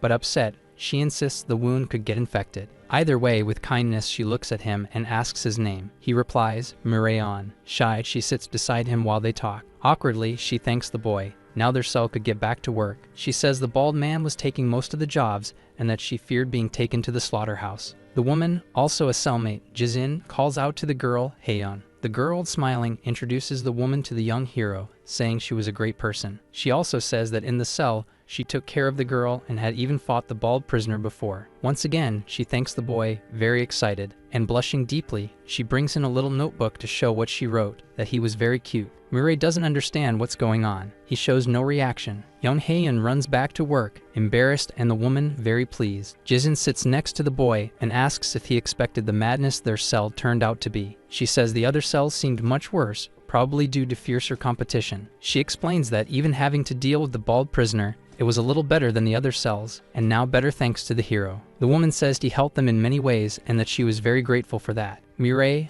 unreactive, stares at her. Unintentionally, she reminds him of his mother. The boy then pulls back while speaking with the woman. Jizin says she was curious to know what was written in his notebook, but the boy ignores her, gets up, and walks away. She wonders if she might have said something wrong. Mirai decides to go back to work, but gets injured again, leaving the other prisoner furious. Outside, Lee hadn't found the scientist. She reflects on that and how she would find Jian. She had already searched everywhere, in the field, the workshop, and even the detention cells. That wasn't a good sign. Had she hidden somewhere? And suddenly she thought Jiun wouldn't have left. It would be awful if that had happened. From the speaker, a voice ordered them to stop working and return to their cells. The leader listened to the command with confusion. Once again, Lee tried to figure out why that voice sounded so familiar, and soon realized it was Jiun on the microphone. Back in the cell, the leader sees the prisoner pleased with how much he had worked that day and asks him where the announcements were transmitted from. The man said probably from the guard's room, and she immediately became interested in what job she could do in there. He said it would be cleaning the guard's room, but that was his job. He asked when Lee would hand over her tag. She had said she'd give him her job. Not understanding, she said he needed her tag to take over the job she was assigned. Without thinking too much, she struck the man hard in the face, knocking him out. With the prisoner lying on the floor, she stole the tag from his shirt to take over his job. She walked through the corridors in search of the guard's room. Lee spotted a sleeping ZOMGAN beside the door and entered disguised as a cleaner. At that moment, all she hoped for was that her scientist friend was in there too. To her pleasant surprise, there was Jiun, sitting with her hands on her head. Right then, Lee would have never thought she'd become a guard. Seeing her friend, she called out Jiun's name. The guard stared at her, surprised. Realizing it was her captain, she teared up with emotion. Happy and in disbelief, she rushed to her leader and hugged her tightly. The scientist said they caught her while she was investigating, and she started working hard to survive. Lee said she wouldn't have to worry anymore, as they were there to escape. But to the leader's surprise, the scientist said they couldn't. Desperate and afraid, Jiun said there was no way to escape that place. All around them, large bars enclosed the windows. Meanwhile, our hero's cellmate invited them to get to know each other better by writing about their goals. Kyuha was confused, but his young friend seemed very interested. Jizun said that now that they didn't have to worry about the bald prisoner, they could get to know each other better. Meanwhile, Kyuha thought they shouldn't waste time, but it would be a good chance to talk more with Mirai. Excited, the man said he wanted to join, and that his hero friend would like to as well. Jizun invited the old prisoner to participate too. It would be better than sitting around, feeling down. The 5 prisoners together began writing in their notebooks about their goals. The young boy asked his friend what he should write. His companion said to just write whatever came to mind, whatever he wanted to achieve, with a brief explanation. Mirai asked if that was an order, and casually Kyuha agreed. Not knowing what to write, the boy got lost in thought. But soon after, he started jotting things down, and his friend was happy to see him trying. Jizun asked if everyone had finished and told the old man to go first. The elderly prisoner said, hopefully, that he'd like to see his grandchildren. Saddened, he recalled how the world's changes had prevented him from seeing them. Soon, he began to lament that, in addition to not being able to see them, he was also a burden to all the other companions. The woman listened attentively and said it was okay, because everyone understood. She then decided to start talking about her plans, and her young friend was very happy. But to everyone's surprise, she said she'd like to cook a meal. She explained that for years it had been hard to trust any human or ZOMGAN, and she wanted to meet good people and share meals with them. Hearing the prisoner's wishes, Kyuha grew concerned about people being too kind, and knew he needed to make sure he got out of there. When it was Haeun's turn, the young woman said there was someone she wanted to get closer to. As she admitted this, her eyes widened with hope, and then she stared at the young hero and blushed. Embarrassed, she kneeled down, saying she truly wanted to get closer to that person. When it was Kyuha's turn, the man admitted he couldn't think of anything, so he told Mirai to go first. When it was the boy's turn, he stared at the paper without much reaction. His friend watched, wondering what he might have written, considering he had written a lot himself. The boy, in a few words, said sadly that he wished his life would end. The woman who wanted to share a cell with him was in disbelief. He remembered when he was very small, a memory of his mother trying to take his picture. As a child, he remembered being happy watching her, but then he also remembered that on a cold winter day, he murdered his own mother. He also recalled a day when he was walking with his mother through the streets, and the woman said her son was so dignified he could become president. Happy, the little boy asked if that could really happen, but she quickly said he'd need to be more than just polite. Angry, the child began to get upset, and his mother laughed at the joke, finding it fun to tease such a cute child. But then she began coughing, and her son worried whether she was okay. Still a bit irritated, he asked his mother why she was teasing him, and she said it was just fun. Meanwhile, a man on the phone passed by the two of them. The boy watched as the man said he'd caught a cold and would be home soon. He watched him walk down the street, curious. When they got home, his mother told him to go in first, and that she'd be back once she finished work. As she said goodbye, he wondered why she had started coughing all of a sudden. The young child watched his mother leave, but he knew something was wrong that day. When he saw her again, she was walking down the street, and he had a bad feeling that he'd never see her again. He called out to his mother, eyes full of curiosity. Worried about her, he wanted to go with her, on the streets as he tried to follow. The woman was working. Mireille was with her, but she seemed a bit impatient at the time. Concerned, she asked if something was wrong and why he was staring. But slightly irritated, he admitted he didn't know the reason. Soon night fell, and since it had been a long time, she asked if the boy wasn't bored from sitting for so long. He said no, she was glad that her son was so good and said she'd close early, and they would leave soon. His mother also said that, because he was with her, she was feeling more energetic. While staying with her, he knew it was deep inside himself, because he could only hear the voices of a few customers. Still, even if it was tiring, he loved spending time with his mother. Sitting down, he watched his mother serve her customers, and he happily thought that he didn't want that moment to end. While wishing he could freeze that moment in time, he was surprised by his mother coughing, and suddenly she coughed more and more, feeling really sick. Worried, she wondered what was happening. The woman began to lose her strength and slowly collapse onto the counter. And there, at night, at her workplace, she collapsed in front of her son. The young hero, still a child, worried about his mother, asked what was happening. She tried to reassure him, saying everything was fine, that she was just tired. As she got up, she said it must be just a cold and that they'd leave early so she could rest. The boy looked on, not knowing what to do, as she said she was feeling a bit dizzy. Later, as night fully set in, they arrived home. His mother cooked, chopping a carrot. She sang in the kitchen and her son watched, thinking she seemed to be okay. Relieved, he was glad to see his mother looking a bit better. Sitting at the table, the two of them started to eat dinner. The boy complimented his mother's food, saying it was delicious. His mother looked at him, pleased. She quickly got up and said she needed to get a gift for him. And then, to his surprise, she revealed a new uniform for the boy. She said he always wore old clothes from donations and that she had decided to buy a new school uniform for him. Very excited, he asked his mother if he could try it on. As he put on the clothes, he asked what she thought even though the outfit was a bit big. She said it looked great on him. Very happy, the boy lay down to sleep still wearing the uniform. He said that since it was a gift, he'd sleep in it anyway. The clock on the wall showed that the night was passing quickly. And suddenly, a television announcement warned all residents to evacuate to a safety zone immediately. The television repeated the announcement several times, alerting them. The boy woke up in the middle of the night and asked what the noise was with the bed soaked in red liquid. He looked around, searching for his mother. Angry and worried, he asked if she was still feeling sick and why everything was so messy. But when she turned to the boy, it was no longer his mother, it was a monster. He stared at her in despair, not knowing what to do. His zombie mother attacked him violently, leaping on top of the boy. She pinned him against the wall or bit him while the boy screamed. Crying and desperate, he asked why his mother would do that to him. The clock on the wall chimed. His mother, now a zombie, still tried to attack. The boy cried out in despair, screaming for his mom. On the floor, pinned beneath the monster, he begged for his life. The clock chimed again, and again, without stopping. And suddenly, the boy woke up startled, screaming. He sat up in bed breathless, not understanding what was happening. He looked around and wondered what had happened. He saw the time on the clock on the wall and questioned whether it had all been a dream. He felt so relieved because he had been terrified and strongly believed it was a nightmare. But when he looked to the side, searching for his mother,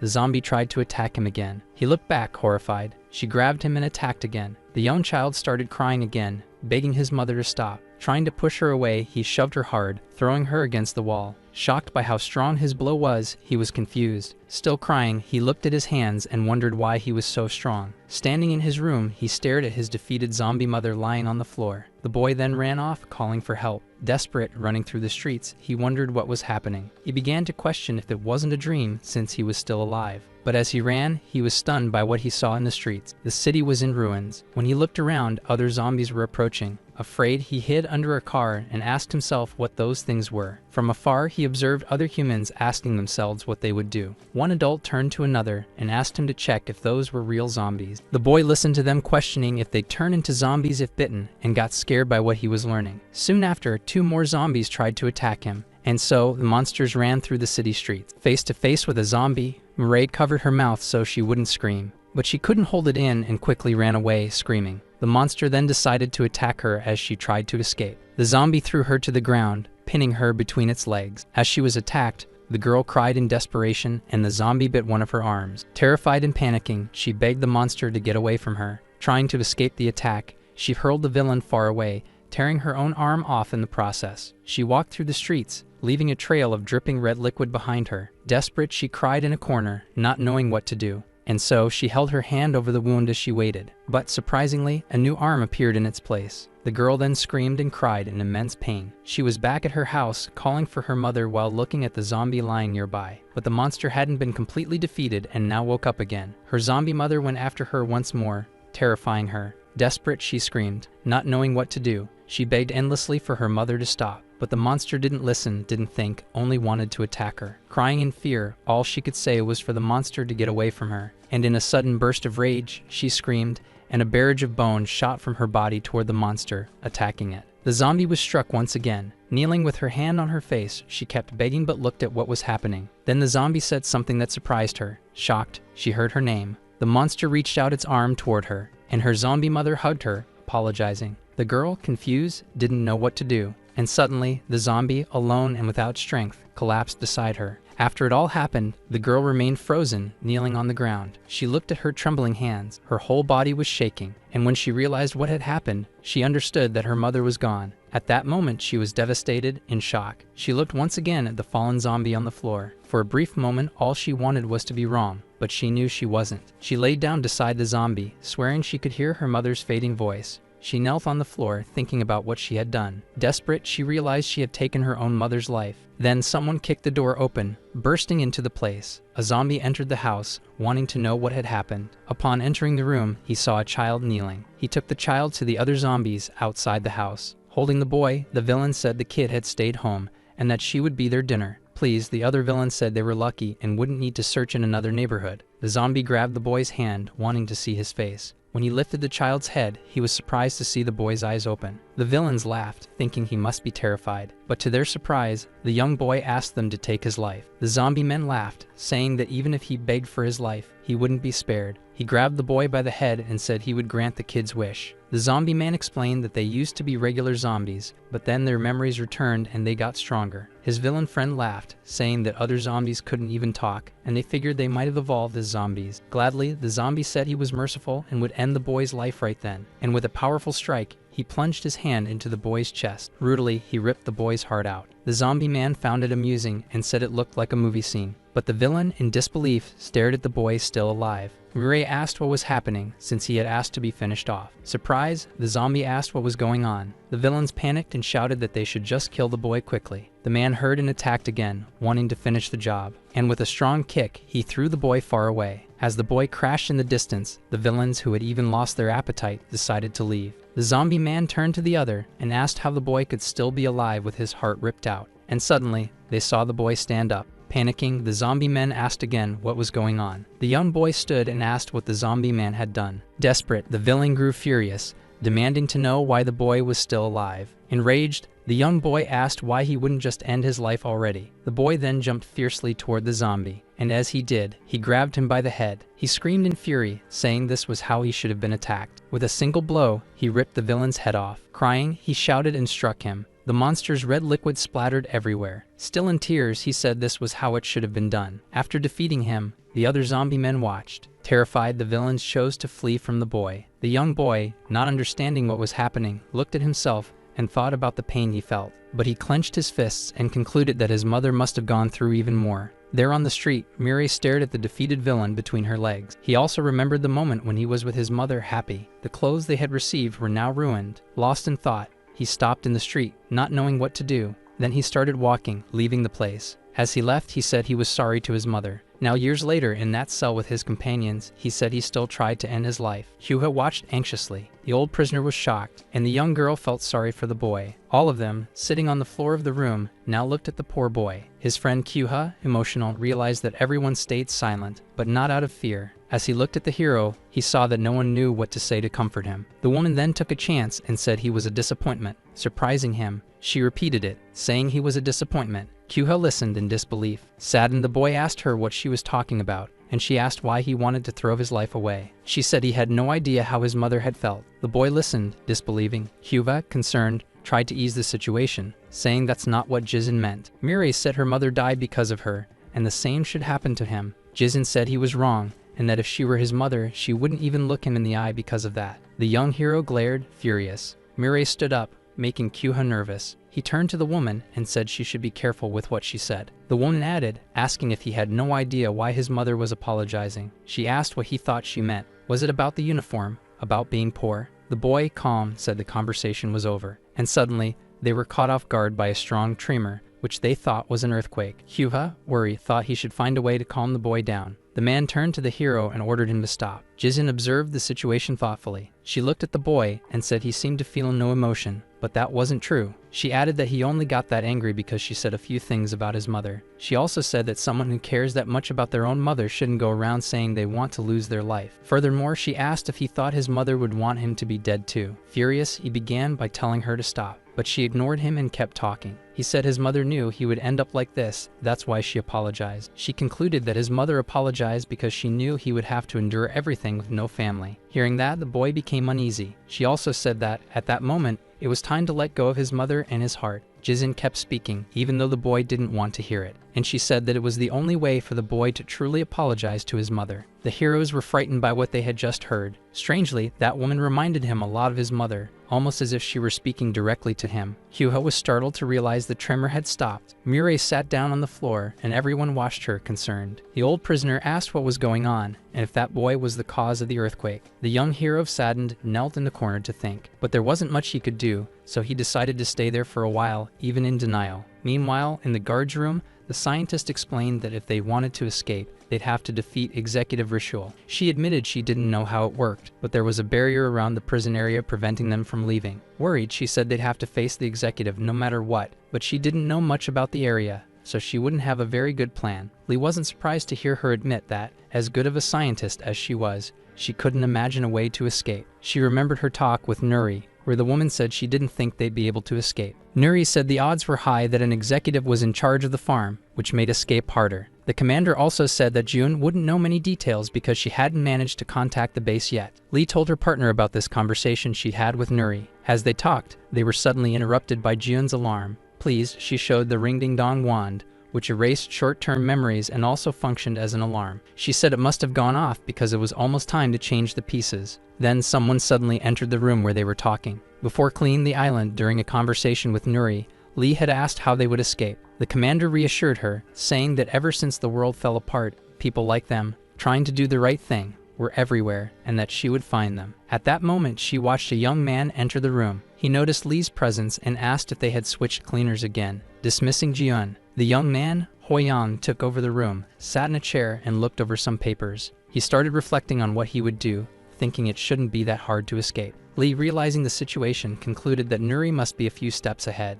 As she approached the young man, she asked if that was the layout of the slave farm. Pleased, she told him they should escape together. She stole his map, leaving him in a panic. Worried, he asked her to finish cleaning and leave the place. Then he said he wasn't playing around. His plan was real. Looking at her anxiously, he wondered what she could be thinking. He said that if any ZOMGAN found out about this, they'd be dead. Lee then began to think of a plan. Suddenly, she grabbed one of the guards by the clothes to strike him. With a strong blow, she knocked him to the ground. The leader's action left the young man and his friend in a panic. The monster got up, furious, asking what she was doing. And once again, she attacked by surprise, punching him in the face. Knocked out, the zombie man fell to the floor. Hoyang was shocked by how easily the woman knocked him out. Lee then decided to grab her wand and erase the zombie man's memory. The woman said, please, that there was no problem in defeating 100 untrained zombies by herself. While erasing the zombie's memory, she also mentioned that in her unit, there was someone even stronger than her. Hoyang, surprised, wondered what he had just witnessed. Lee asked the young man if that had been enough for him to trust her. While she questioned whether she had underestimated him,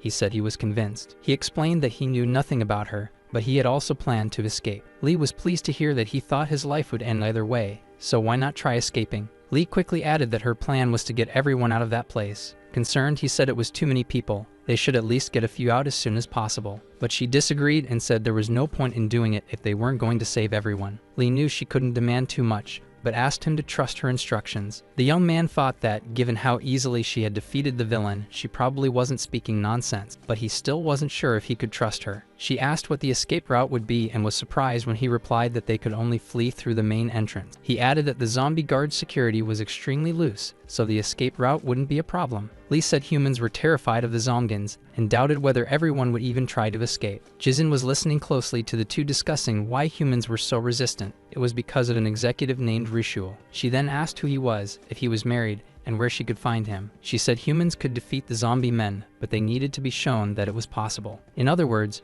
she concluded that they would have to defeat the executive if they wanted to escape no matter what. Hearing that, the young man was shocked and thought he shouldn't have gotten involved with them. Desperate, he thought the people around him were delusional. The next morning, daylight broke and an announcement said it was time for them to work. Lee thought it wouldn't be hard to find the executive, since the night before he had received an official order. His command was to find the humans who had killed the paladin, which meant he would gather with the other ZOMGANs at work time. So when he appeared at the meeting, there would be no better moment to trigger the breakout. Gathered together, Jian and Huiyang were waiting. Hyuga watched anxiously, and Mireille, as always, waited without showing any emotion. At that moment, Lee decided it was showtime, and there, among all the other workers in ZOMGANs, she spotted the executive once again. As she walked, she suddenly stopped in the hallway, blocking everyone. Impatient, the prisoners began complaining at the woman. The prisoner behind her placed a hand on her shoulder, furious, telling her to move already. Suddenly, the leader shouted loudly, instructing Garam to prepare the boat near the main gate. Her voice echoed through the entire place as she said they were getting out of there. Outside, Garam and Dongho were startled by the scream and recognized the captain's voice. Running, they left a campfire behind and rushed to repair the boat. At that moment, all the prisoners were terrified, staring at Lee. A huge zombie man turned to her and asked who she was and why she was shouting. With a single blow, she struck the man hard in the head, taking him down. Ritual watched the situation with curiosity. The leader then said she found it funny that the best escape route was the front gate. As she smashed the villain's head against the wall, she said everything was a result of their arrogance. She turned to the executive and said that day marked the end of their era. Terrified, everyone began to question if she had really taken down a zombie man so easily. Ritual looked furious. He made a massive leap from the second floor, landing calmly on the ground. He turned to Lee and asked if she was the one who defeated the paladin and had now come to face him. She said he had quite the imagination. She was there to free the humans, and he was just a coincidence. Surprised, the prisoners asked if she was really there to help them escape. Ritual ordered everyone to be quiet. He also told them to stop barking because they were too loud. The leader stared at the scene thoughtfully. Ritual grew increasingly furious and began activating his power. The woman watched and noticed that he spread fear throughout that place. The zombie slowly walked toward her and asked how she dared, in his territory, to claim there were humans. He said that whatever she did to get rid of the paladin wasn't reason enough to feel so confident. As he approached her, he said he wanted to show why there was a ranking system among the officers. However, Lee said that, no matter how curious she was, he had chosen the wrong person. She wasn't the one who defeated the paladin, leaving it to the young hero to take over from there, ambushing the villain. With a powerful blow, Ritual was struck, shattering everything around her. Lee watched with satisfaction, hoping the boy would defeat her quickly. Then, the woman instructed all the other prisoners to flee the area. Euphoric, Kyuha kept encouraging people to leave using his special ability. As he began running toward the exit, all the other prisoners followed. The zombie guard shouted that the humans had gone crazy and ordered the gates to be shut. At the main entrance, a large iron gate began to lower, blocking their path. However, already at the entrance, the group's leader waited for them, ready to attack. At that moment, the young Huiyang said he would stick to the plan and asked if it was okay for him to go on without her. She agreed. Another guard called a young man and said they should leave right away. So Huiyang and his friend escaped together. While running, the man asked the boy if they could really trust them or if it would backfire in the end. He said that at first she had doubts, but the captain's firm and confident voice was strangely convincing. In that moment, he felt like a new era was about to begin. He added that either way, they would escape, with or without them. Facing the zombie men, Lee questioned the woman's sanity, asking if she was really going to fight them alone. She said they might have numbers, but behind her, there were many other questions at stake. Arming herself to strike, she said that because of that, she wouldn't let any of them pass through her. Meanwhile, Executive Ritual was enraged. He stared at the young hero and asked who he was. He recognized the boy and asked if he was one of the extra workers who came aboard the ship and whether he was a leader or something like that. Ritual said those humans had shown up talking about a new era and asked if he thought something like that would happen so fast. Murray said he wasn't interested in any of that, so there was no certainty. Ritual said the boy had no idea about anything and should leave, but the boy replied that he couldn't. Furious and impatient, he decided to attack the boy, wishing he would disappear. But as he tried to strike him, the boy calmly retaliated, throwing him far away. The ease with which he was hit surprised the villain. Because of the punch he took, he felt a sharp pain in his gut as he was hurled far. Murray watched during the new battle. Displeased and angry, Ritual dashed forward to attack again. But once again, he was stopped by the young boy's incredible skill. The boy used a type of whip that, when it struck the villain, wounded him. The zombie man clutched his face and screamed in pain. Silently, the boy observed him. At that moment, the villain was tired and injured and wondered what had just happened. He was surprised by the overwhelming and frantic feeling building inside him. as if he wanted to surrender. Saddened, Rishul thought it was like he had felt this pressure before. There, in front of the young boy, he remembered. He searched his memory for the day he invaded a house at the beginning of the end. The day he found a boy and dragged him outside, wanting to devour him with his friends. Remembering the moment the boy begged him to take his life, he recalled that night when he saw that dirty, bloody, furious boy. On that day, Rishul had just become a zombie man. But now, looking once more at the face of our hero,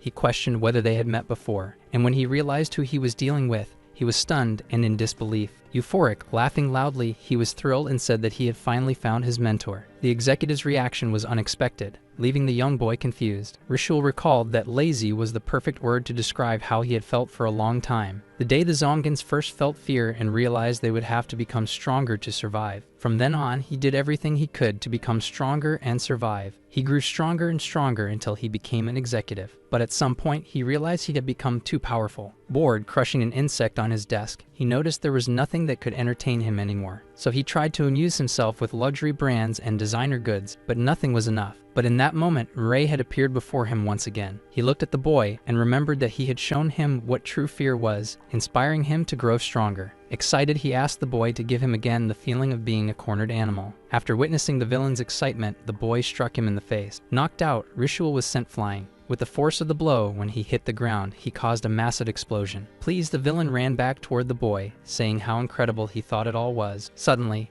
a huge brain-shaped orb was hurled toward the monster, hitting him. Mirai made a great leap and prepared to strike him again. A powerful blow hit the villain, causing several explosions around his body. During the attack, Rishul realized that with all that power, he truly could be defeated. But it was exactly that rush of adrenaline he sought, and he was loving it. The executive recovered, made a huge leap, and decided to tell the boy something interesting. He said that among humans there were transcendents, but some ZOMGANs also had special abilities. He then spread 2 massive wings and said they were called Predians. In midair, he activated his power. Skill manifestation, bloody burst. The boy listened without enthusiasm and countered the attack with a flurry of bones launched at the villain. Rishul laughed as he could easily dodge attacks like that, freely flying through the sky. Mirai watched him thoughtfully once again. The hero kneeled down and placed one hand on the ground. Then he leaped with force, heading toward the sky. He reached the villain and struck him hard. He grabbed Rishul by the head, leaving him stunned, and then hurled him powerfully to the ground, creating a huge crater. The boy stood face to face with his opponent, but the zombie man was already flying again, so the boy tried to strike him once more. Rishul was surprised by the young one's ability,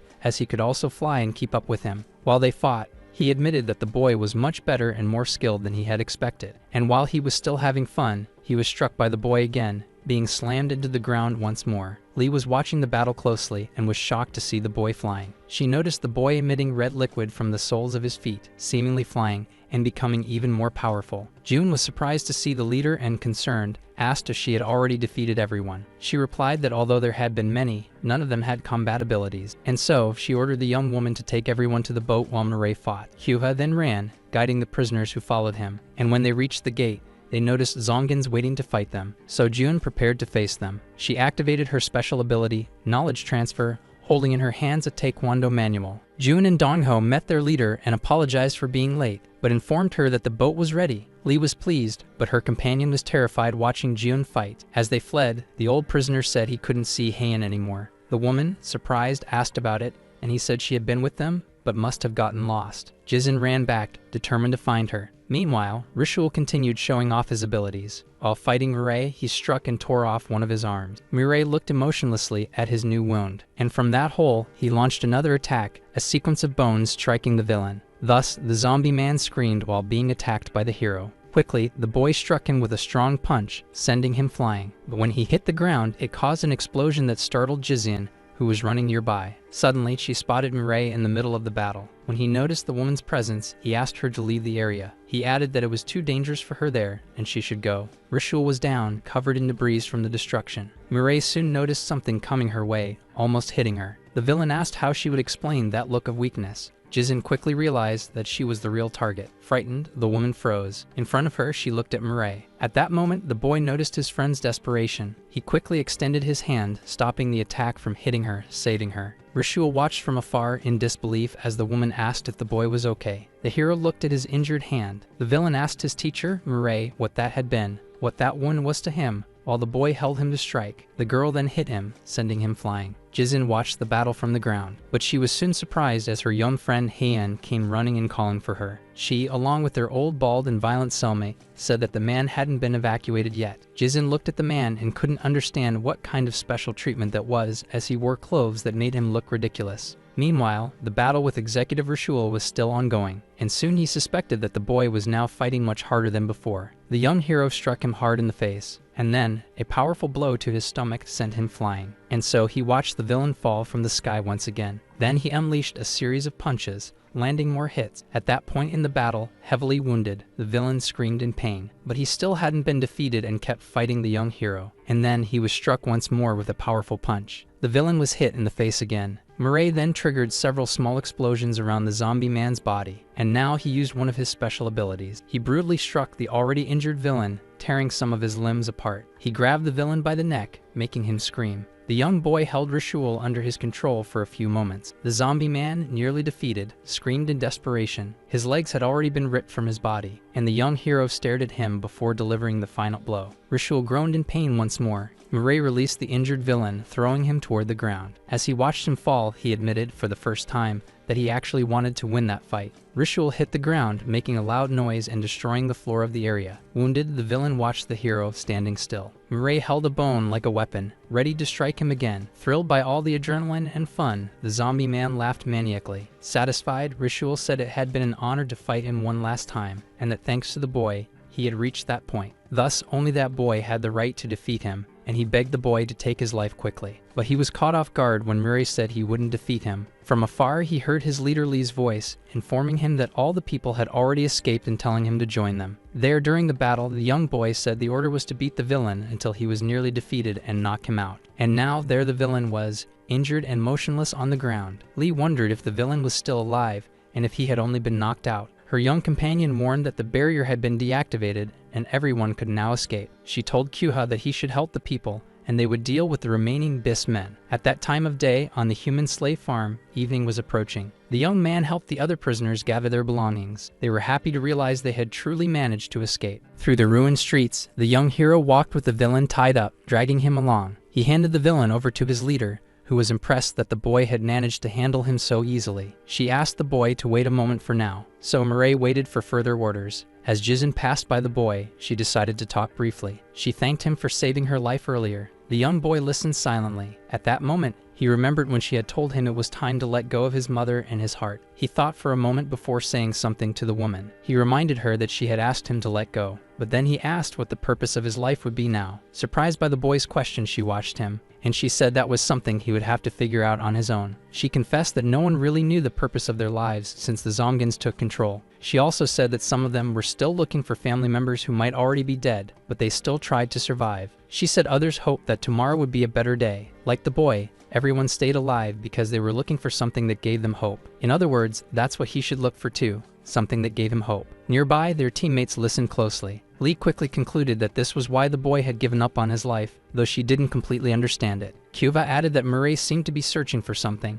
a reason to go on living without his mother. Lee, thoughtful, tried to decide what she would do about the boy. Then she turned to him and called him over to talk. She admitted that, up until now, she had only thought of him as a tool to end it all. And she said he was with the group because their goals had aligned. As an invitation, she said he could now be treated as a member of the team from that moment on. Then she decided to ask one thing first, if he still wanted to give up on his life. He thought for a few seconds before answering, and all of his teammates went silent as he agreed. Lee then said she understood. Turning her back and leaving the area, she said the boy had done a good job. Before nightfall, she told everyone to head to the deck and get ready to leave. As he walked away, Kyuha reflected, watching the girl. One person's happiness could bring sadness to someone else, because everyone had their own kind of hope. And so, the group of humans set out on their journey. Right after they left the place, the villain Rishul began to wake up. Lee waited for him, please, so they could talk. Night fell, and a ship sailed across the sea. Inside the vessel, several former prisoners sat and rested. Garen tried to read her book, but was interrupted by the snoring of her friend sleeping beside her. In a room within the ship,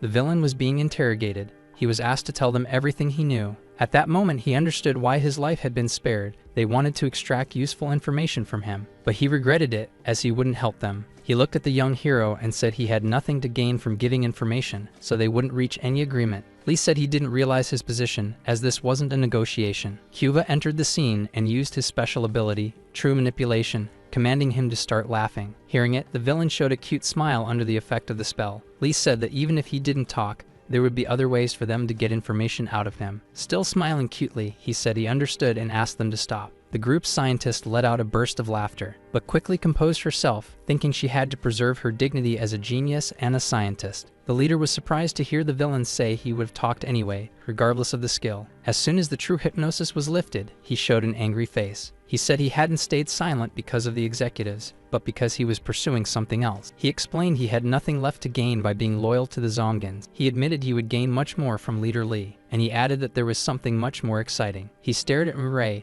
who was carefully listening to the conversation between the two. He said that fight with his teacher had been so thrilling that it was all he could think about. Lee, curious, asked what he truly wanted. Ritual said he would like to join her and her team. The leader, confused, asked what he would gain by joining them. He admitted he could stay close to his teacher, and that would be enough for him. Kyuva, furious, asked what he was scheming. Lee said they could extract information from him regardless of his will, and questioned what the benefit of the deal was. He questioned the captain's intelligence, saying she had freed everyone from the island, but what now? He asked if the plan was to keep sailing forever, because the moment they stopped on land, the ZOMGANs would find them, and asked if her plan was for her team to survive while the others died after all that effort.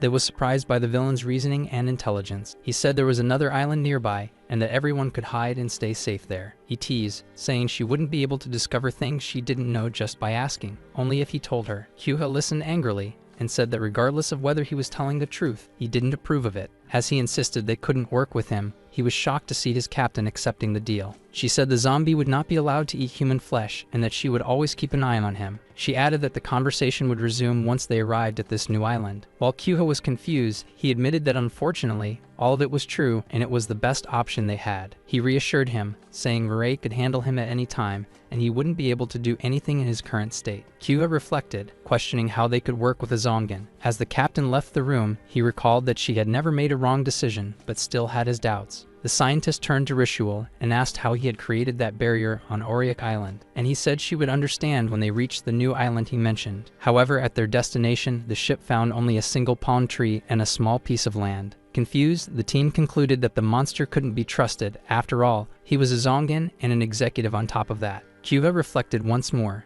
thinking his captain had never made a wrong decision. On the small island, Ritual told the captain she should look under the tree. Skeptical, she activated her ability, while the man who had ignored his team and let him in watched. Confused, he asked what was going on and noticed she emanated the same aura as his teacher. He tried to calm her, saying she didn't need to get worked up, just press something that looked like a stone. She crouched down and pressed the object against the ground, and to her surprise, the sea split apart violently. The island transformed into a kind of elevator that descended rapidly. Suddenly, a great city formed beneath them. Satisfied with the leader's surprise, he said he didn't tell lies, and that they could invite all the humans there. He said he hadn't built the place, just found it. He didn't know how it came to be or why, but he used to go there to skip work sometimes. Lee said that detail didn't matter, and that it would be enough to meet their needs. While they talked, Ritual said that just by looking at the woman, he could tell she possessed great power. He asked why she had ordered Mireille to fight him and said she could likely defeat the other executives as well. He said she must have her reasons, but claimed she wasn't as strong as she thought. He watched her in disbelief, saying she must be at the same level as his teacher, or even higher. Ritual told her that to return to the surface, she just needed to press the stone again. After that, her team also descended to see the place and were surprised. Lee ordered Huiyang to assign houses to the people, and she also ordered her team to follow her. They walked through the city until they found something resembling a research institute. Nuri commented that it would be good enough to serve as a new headquarters.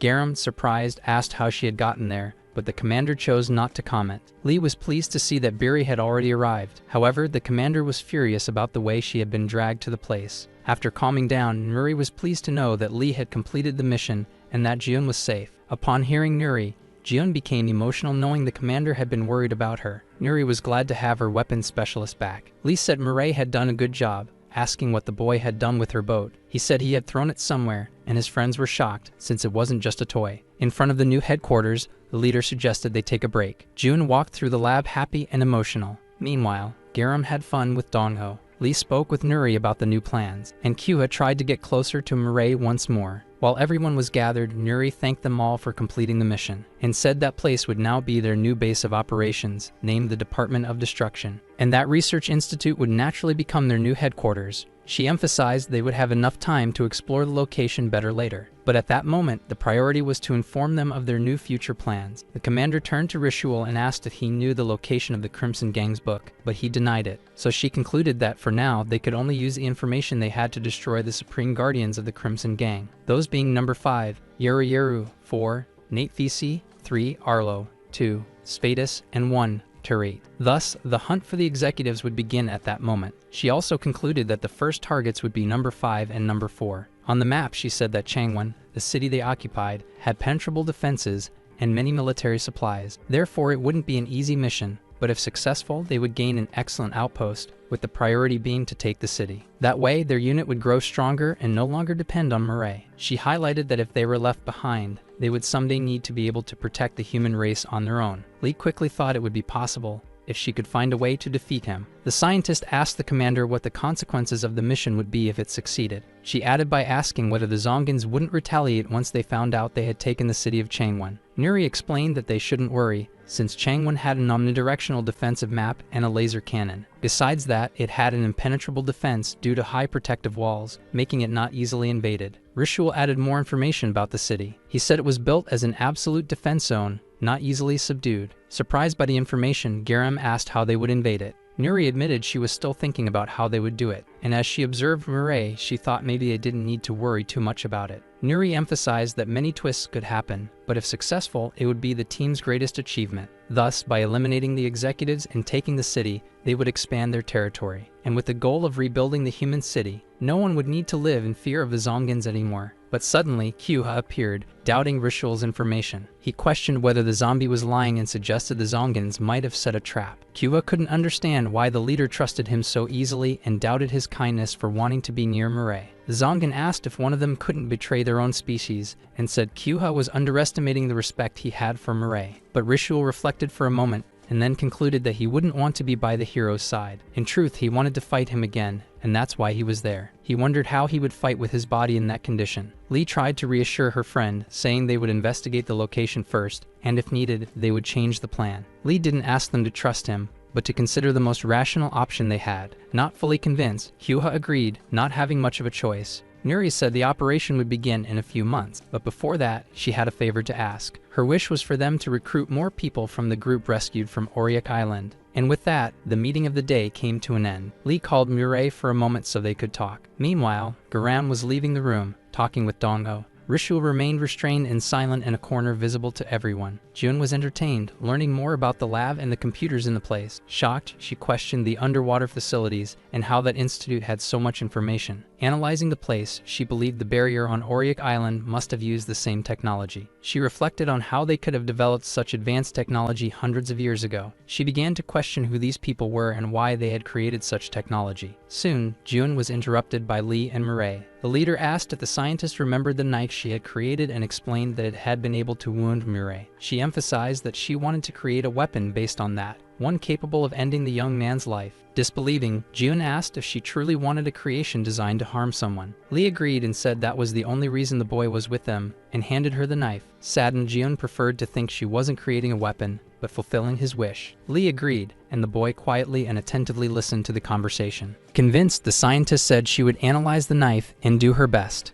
But she changed the subject and invited Lee to look at the computers with her. She explained that she hadn't previously known the material used in the blade, but the computers there had information on it. Called Ranja flour, it was the material used to create the knife, discovered after the ZOMGANs appeared. By combining the flour's material with other metals, it increased the metal alloy's durability and gave it special properties. Lee observed the information attentively. Jun said they could create Mirai's weapon and many other powerful ones. The scientist then followed orders and searched for the coordinates to locate the flowers. The leader quickly considered who would be assigned to the mission to retrieve the flowers. That way, she informed the young hero that there was a task for him. The next morning, strong winds swept across the sky. Mirai was flying, carrying Giram and Dongho, while the girl read the coordinates of the flowers. As they flew, she grew irritated with all of Dongho's screaming and panic. Flying over a forest, she announced they had reached their target location, Yangsan, Cheongsong Mountain. When they landed, Garam worried about whether her friend was okay, and as she observed, she thought that Mireille and the girls would be enough for that mission. As they walked through the forest, she said the mission was to retrieve a few ranja flowers. Looking around, she didn't know their exact location, so it would take a while to find them. Garam was startled when she saw Dongo feeling sick in front of her. He ran into the forest so he could throw up again, and as he ran, he came face to face with a zombie. Frightened, he screamed, thinking he had seen a ZOMGAN. Confused, Garam analyzed the situation, and soon they realized it was a corpse covered in paint. She suggested looking for tracks, and maybe they could gather some information about the flowers. Besides that, she got excited thinking it might be someone interesting to recruit to their team. But soon they were surprised by another corpse covered in paint, this time a child. Garam and Dongo stared at it, horrified. In that instant, Garam could only think of one thing. There was the body of a ZOMGAN and a human, both covered in mysterious paint. So if there really was a transcendent around, maybe he was dangerous. Dongo mentioned he had heard a rumor before, that a mad scientist wanted to create a fusion of ZOMGANs and humans, and so he asked, worried, if that was the place where the experiments happened. Garam said she didn't believe in something like that, but still uneasy, she said it would be better to fall back. Nervous, she thought she needed to find out what was going on and that she should be leading that mission. She remembered when she talked with the leader before departing. Lee said she trusted her as the mission leader. She recalled that now she had a subordinate and that he was reliable and responsible. And so, Garam remembered her captain saying she would do well. Soon determined, she said that because Lee trusted her, she couldn't return empty-handed. She decided to move forward, even without knowing what had happened there. She also said that everyone was counting on them, so they would find the flower and return to base. At nightfall, Dongho was arranging the sleeping bags, and Garam lamented that they hadn't found anything. The girl began to worry since they hadn't come across anything resembling the flower, and she hoped they hadn't gone extinct. Disappointed and concerned, she preferred to believe they would find one the next day. Lying down, ready to sleep, she said she would think better after taking a short nap. While they were preparing to sleep, they were amazed that they had never seen the young hero rest. They said he never really got tired, so he didn't get sleepy. Dongho asked if he could rest while the boy stood watch. Sad, the young companion looked at Mireille thoughtfully. Getting ready to sleep, she thought it was all just too much. The boy was very strong, and on top of that, didn't need to rest. She recalled that she fainted as soon as they encountered the paladin, and that she had been too scared to do anything. Also, on Auriok Island, she had hesitated a lot and didn't help effectively. Likewise, the same had happened that day, where she hadn't lived up to her leadership position. Dissatisfied, she sighed as she lay down to rest. All of this, even though she had made the decision to become a heroine. She also remembered a fire that had happened years before. While the fire spread, someone was screaming for help. Garam, very young, was begging for someone to save her. In the middle of the flames, there was the sound of someone arriving. Fortunately, someone came to get her and rescue her. She remembered being emotional when she saw the person who saved her, who in her eyes at the time was nothing less than a hero, and on that day she decided she too would become a great heroine like that person. But she regretted that, the way she was now, she wasn't strong or decisive like the captain. She also hadn't been clever like her commander. She didn't have special crafting abilities like her scientist friend, Jiun. She thought it was pathetic to believe she could ever become a heroine. Her thoughts were interrupted when the group was startled by a loud noise. Near them, a mountain child was being attacked by a zombie man. She was screaming for help as he prepared to devour her, but he was quickly struck hard in the head by Garam, and so she stepped in front of the girl, ready to defend her. The zombie found it strange for a child to be there alone, and asked if she was an assassin who set traps for her victim. However, a woman was watching from a distance and began to wonder who the girl protecting the child was. Convinced that the young girl was an assassin, she was pleased to have found her in order to defeat her. Garam said she didn't know what he was talking about and pulled out a Muay Thai book. Then she activated her special knowledge transfer unit. As she prepared for battle, she warned the monster that she wasn't what he was looking for. She struck him, causing a loud crash and explosion. With impressive force, she hit him under the chin while kneeling. The mysterious woman was surprised by what she saw. Garam, in a fighting stance, was ready for the next strike. The desperate zombie man tried to defend himself, but the young girl was frustrated to see that he had blocked her kick. She then decided to hit him with a strong elbow strike, using a Muay Thai technique. He immediately said the rumors must be true, that she wasn't an ordinary human. Suddenly, her friends arrived, and Dongho said she shouldn't run off like that whenever she felt like it. Furious, she ordered the mountain boy to leave the area. As the boy fled, the zombie man prepared a large stone to throw at him. He threw it, terrifying the child. Desperate, Garam screamed for Mireille, but when she ordered him to save himself, he showed no reaction. Confused and worried, the girl knew she had to act. She positioned herself between the rock and the child, taking the hit and saving the child. They were both thrown back by the impact. Seeing the young girl fall to the ground, the zombie man asked if she really intended to sacrifice herself to save the child. Desperate, Dongho screamed, begging Mireille to save her. But calmly, the young hero said he couldn't. because he was ordered not to. The zombie told the girl to just say where the humans were. But suddenly, everyone was surprised by a magical attack that came out of nowhere. As soon as the zombie man was defeated, Garam collapsed to the ground, shaken. The child, who had been crying in fear, was now moved by what she had witnessed, and suddenly there she was, the village heroine who had come to save them. Thus, the mysterious woman introduced herself as Min-song Kim, saying she was a heroine. Garam looked at her, confused and in disbelief. The heroine invited them to rest, and Dong-ho found the invitation reasonable. However, Min-song was surprised to hear the young girl refusing. She explained that they had other matters to resolve at that moment. So, the heroine and the child left the place,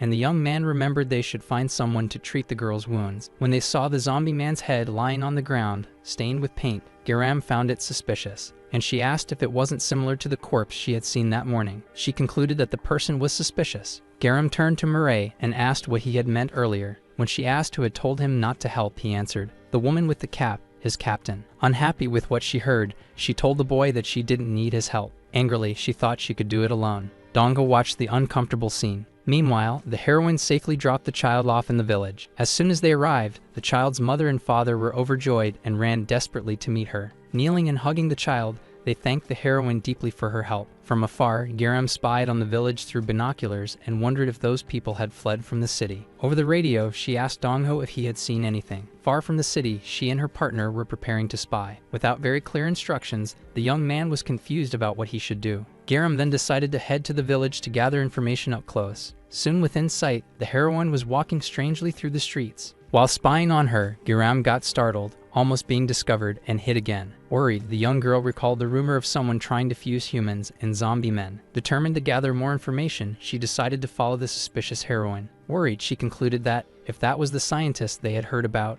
she would have to stop her. Inside the house, the heroine was manipulating some blue ink and calling it Bird Fred. The dessert-like ink took the shape of a bird, and she asked what he suggested she do. While the bird responded, Garam found it suspicious, as she believed the heroine was alone. She strained to hear something from outside, but couldn't quite make anything out. The bird had suggested she do what she did best, and the heroine said she feared being caught. Convinced she had heard enough, Garam slammed the door hard, breaking it open. She stormed into the house, calling the heroine a mad scientist, and saying her plans ended there. But the young woman was surprised by the heroine's reaction. She was crying and saying she would search no matter what. Inside the house, with the door torn off, the two decided to talk. The heroine cried as she confessed she wasn't as strong as people thought, despite having some physical strength. It turns out that, at some point, she managed to defeat a zombie, and people began calling her a heroine. She admitted she didn't know how to be a real heroine and just got lucky with that zombie man. But she also said that, as strange as it was, despite everything, the title of hero had been a burden at first. However, as everyone started calling her a heroine, without realizing it, she actually felt happy. She also shared that she had spent her whole life tucked away in her room, drawing, and that was the first time she received any attention. And now she regretted that, even wanting to stop pretending to be a heroine, she just kept missing every chance to tell them the truth. Garam asked why she seemed so suspicious walking around the village and said she was worried about the girl refusing her request. She had a habit of laughing when she felt frustrated. The heroine explained that the rumor of the trap killer had spread and that the number of zombies heading toward the village was slowly increasing. But more importantly, the fake heroine had asked something of Garam. Worried, she told her that a long time ago, a zombie man had told her something, that someone from Changwon would defeat her. Shocked to hear the name Changwon, the girl listened to Min-song confess that she couldn't fight alone, and then she asked if maybe they could help her. A loud noise interrupted their conversation, and the scare both of them got was huge. Outside, among rocks and a dry landscape, an unknown voice echoed, asking where they were. From the shadows, a sinister figure emerged with glowing red eyes full of rage, ordering the trap killer to come out of hiding. The sudden sound startled Garam and Min-song Kim again. Once more, the strange voice was heard among the rocks,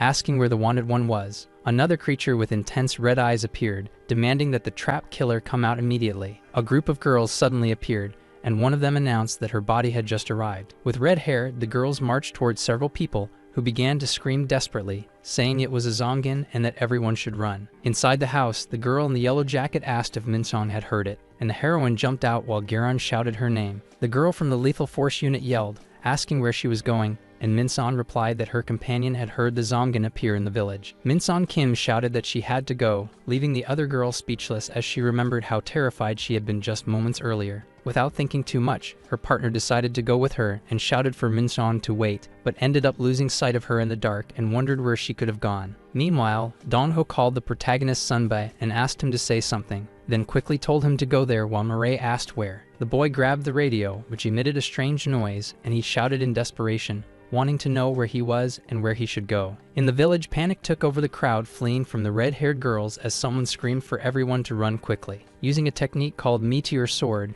one of the red-haired ZOMGANs threw shurikens at a villager who was begging for help. Even injured, the man kept screaming, and the ZOMGAN, looking bored, asked where the trap killer was, saying it was getting boring like this. Running non-stop, Garam's companion appeared, screaming for help and calling out to the hero. He then threw a round white object, thinking that in the end it probably wouldn't make a difference. The ZOMGAN thought that if she kept killing, the trap killer would eventually show up. Laughing excitedly, she found it all very entertaining and couldn't believe that regular ZOMGANs had received such an exciting mission. Suddenly, the creature stopped, surprised to sense something approaching. Running with determination, Minson Kim appeared with her paint palette and a large brush like a young painter ready to act. Fallen and injured, Dong-ho saw the heroine approaching and felt relieved that she had arrived. Horrified by the scene around her, the young girl screamed, asking what had happened there. There were many villagers' bodies on the ground, and she realized that although some had escaped, most were already dead. Kneeling next to Dong-ho, the heroine apologized for taking so long to help. With a strange smile, the leader ZOMGAN stared at Minson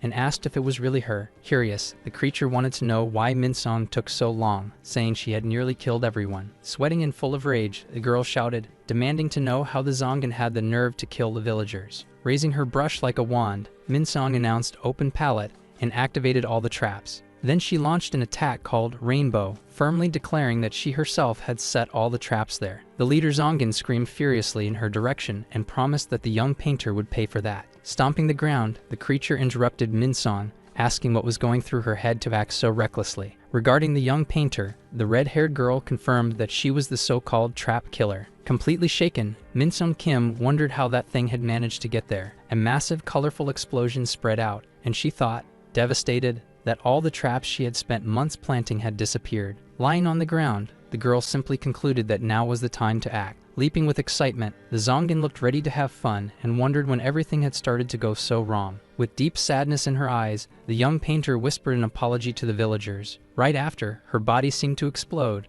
transforming into a dark silhouette with red stains all over it. Covered by these marks, the suspicious heroine rose, staring at the red-haired ZOMGANs who were in shock. Terrified, the ZOMGAN girls wondered what kind of creature that was and what was going on. Looking over her shoulder, the girls saw the leader ZOMGAN shouting in disbelief, asking if that was all her power, since it seemed like the attack was weak on purpose. Before the fallen young painter, the leader ZOMGAN commented with boredom that everything was getting tedious. Appearing out of nowhere, Senior Garam landed a strong punch on one of the ZOMGANs, who screamed from the impact. Stopping beside the suspicious heroine lying on the ground, the Transcendent asked if she was okay, while Minson Kim could barely respond. Looking at the scattered bodies, the girl from the Lethal Force unit deeply mourned the villagers' fate. With a shocked face, Senior Garam realized she had arrived too late and worriedly wondered if they were all already dead. She soon realized that wasn't the case, as there were still some visibly wounded survivors among the fallen bodies. Running to the scene, Dong-ho and the protagonist arrived, and the boy asked what had happened, while Garam asked the hero to help the wounded and promised to explain later. Supporting the young painter, Dong-ho asked if a ZOMGAN had appeared and why all the villagers were gathered like that, and she explained it was because of a ceremony involving a very rare flower. In a hurry, the Transcendent shouted for everyone to move quickly, saying the details would come later. From behind Senior Garam, the leader of the ZOMGANs appeared stealthily and curiously asked who she was, calling her sister. In a swift motion, the red-haired ZOMGAN attacked the girl from the Lethal Force unit. The strike landed cleanly, and the Transcendent fell to the ground from the impact. Even on the ground, Senior Garam clenched her fist, showing a very determined expression. With a strange glow, her counterattack hit the ZOMGAN directly in the face, as if she had activated some hidden power. After the blow, the girl from the Lethal Force unit ran off, chased by the ZOMGAN girls into the forest. Sweaty and breathless, Senior Garam thought about how fast that ZOMGAN was in her attacks. It crossed the Transcendent's mind that, had she reached out her hand, the enemy would surely have sliced off her arm without hesitation. With a mocking tone, the red-haired leader of the ZOMGANs praised the girl from the Lethal Force unit for her agility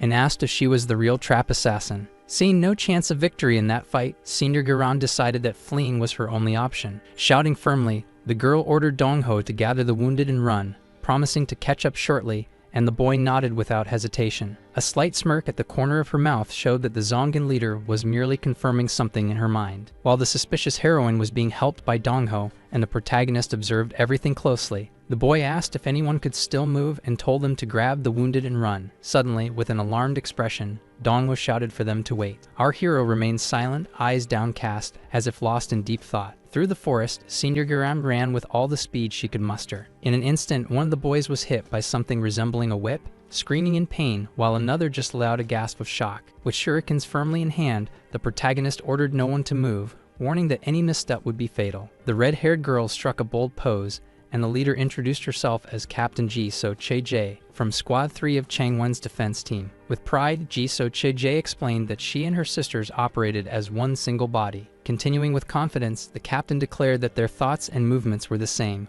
which granted them 4 times the power with each attack. Now close to the Transcendent, Ji-So Che-jae smiled and asked if they were going to have some fun together. With a firm voice, protecting the young painter, Dongho replied that they would fight to the death if necessary. Faced with this declaration, Senior Garam was completely stunned, trying to understand what Dongho had just said. In a threatening tone, Ji-So Che-jae ordered silence and asked if that was a yes. Silently watching the situation, the protagonist wondered if they expected him to do nothing. Captain Lee Kyung instructed our hero that, if anything were to happen, all responsibility would fall on Senior Garam, and if she died, the Transcendent's journey would end. Unable to hide her surprise at what she heard, the girl from the Lethal Force unit simply nodded and asked for them to begin. Smirking sarcastically, Ji-So Che-jae said that silence was an affirmative response to Dongho's earlier provocation. Overtaken by the urge to fight, Senior Garam shouted that her journey wouldn't end like that. The ZOMGAN's attack came fast, with a comment mixing surprise and admiration, saying it was the first time a human had dodged her strike. In a swift move, Ji-So Che-jae launched another attack and asked if the Transcendent would be able to dodge again. With an impressive leap, the girl avoided the impact that shook the ground and let out a frightened scream. Panting and covered in sweat, Senior Garam felt the enemy was merely having fun at her expense and questioned why she was the only one being targeted. In a mocking tone, the ZOMGAN captain wondered if she could defeat that idiot. In a matter of seconds, the girl from the Lethal Force unit was hit on the side and let out a groan of pain. Right after, the Transcendent was struck again and screamed, realizing the attack was fast and precise. But it was also coming from all 3 ZOMGANs in perfect formation, with their total focus on her. Desperate and shielding her face, the girl screamed, not knowing how to defend herself, overwhelmed by confusion. A sound of pure terror escaped from one of the villagers near Dongho, while the teammate next to him stood there completely lost. Overcome by fear, the villager shouted that he was leaving and tried to escape, abandoning the others behind. The eyes of Ji-So Che-jae gleamed as she spotted the attempt to flee with a look of predatory satisfaction. At an unbelievable speed, the villager was cut down mid-run, and Dongho was horrified as he remembered the warning given by the protagonist. The sight of the scene left Senior Garam completely shaken,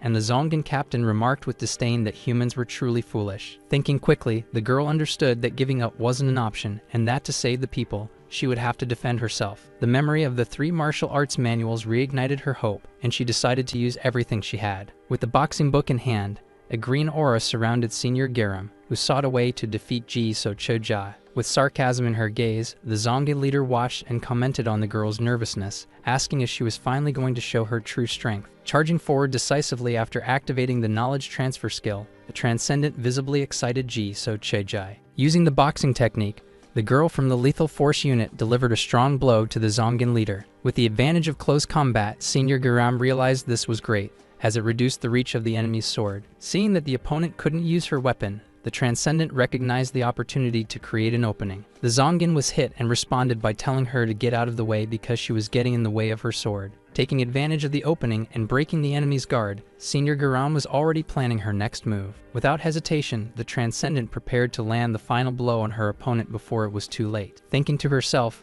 the girl from the Lethal Force unit explained that her ability consisted of absorbing knowledge with her entire body, and that it intensified with reading. Even so, she was also capable of acquiring knowledge simply through touch. Using the Muay Thai technique, Senior Garam landed a powerful kick that drew a scream from the ZOMGAN. Immediately afterward, a precise punch made the enemy groan in pain. Declaring that it was time for boxing, the Transcendent launched a flurry of blows at Ji So-cheja. With admiration, the ZOMGAN leader praised the girl, saying she looked impressive now that she was being serious, but admitted she was starting to struggle. Noticing the enemy lowering her guard, Senior Garam predicted that another opportunity would soon arise. With a surprised expression, the ZOMGAN captain questioned what was approaching, while the girl prepared to attack. The impact on the ground made the Transcendent think that any mistake could be costly. Knowing that even a millisecond was enough, Senior Garam charged forward with a kick, attempting to end the fight. However, she was struck first by Ji So-cheja, which left her shocked and wounded. Realizing that this wasn't how she had imagined it and questioning if it was even real. Coughing up a red liquid, Senior Garam felt the weight of the battle and the severity of her injuries, spinning through the air until they hit the ground. The ZOMGANs drew a mocking comment from Ji So-cheja, who said that had been very cute of her. With a sneering smile, the ZOMGAN leader claimed the Transcendent had gotten excited just because she matched her pace,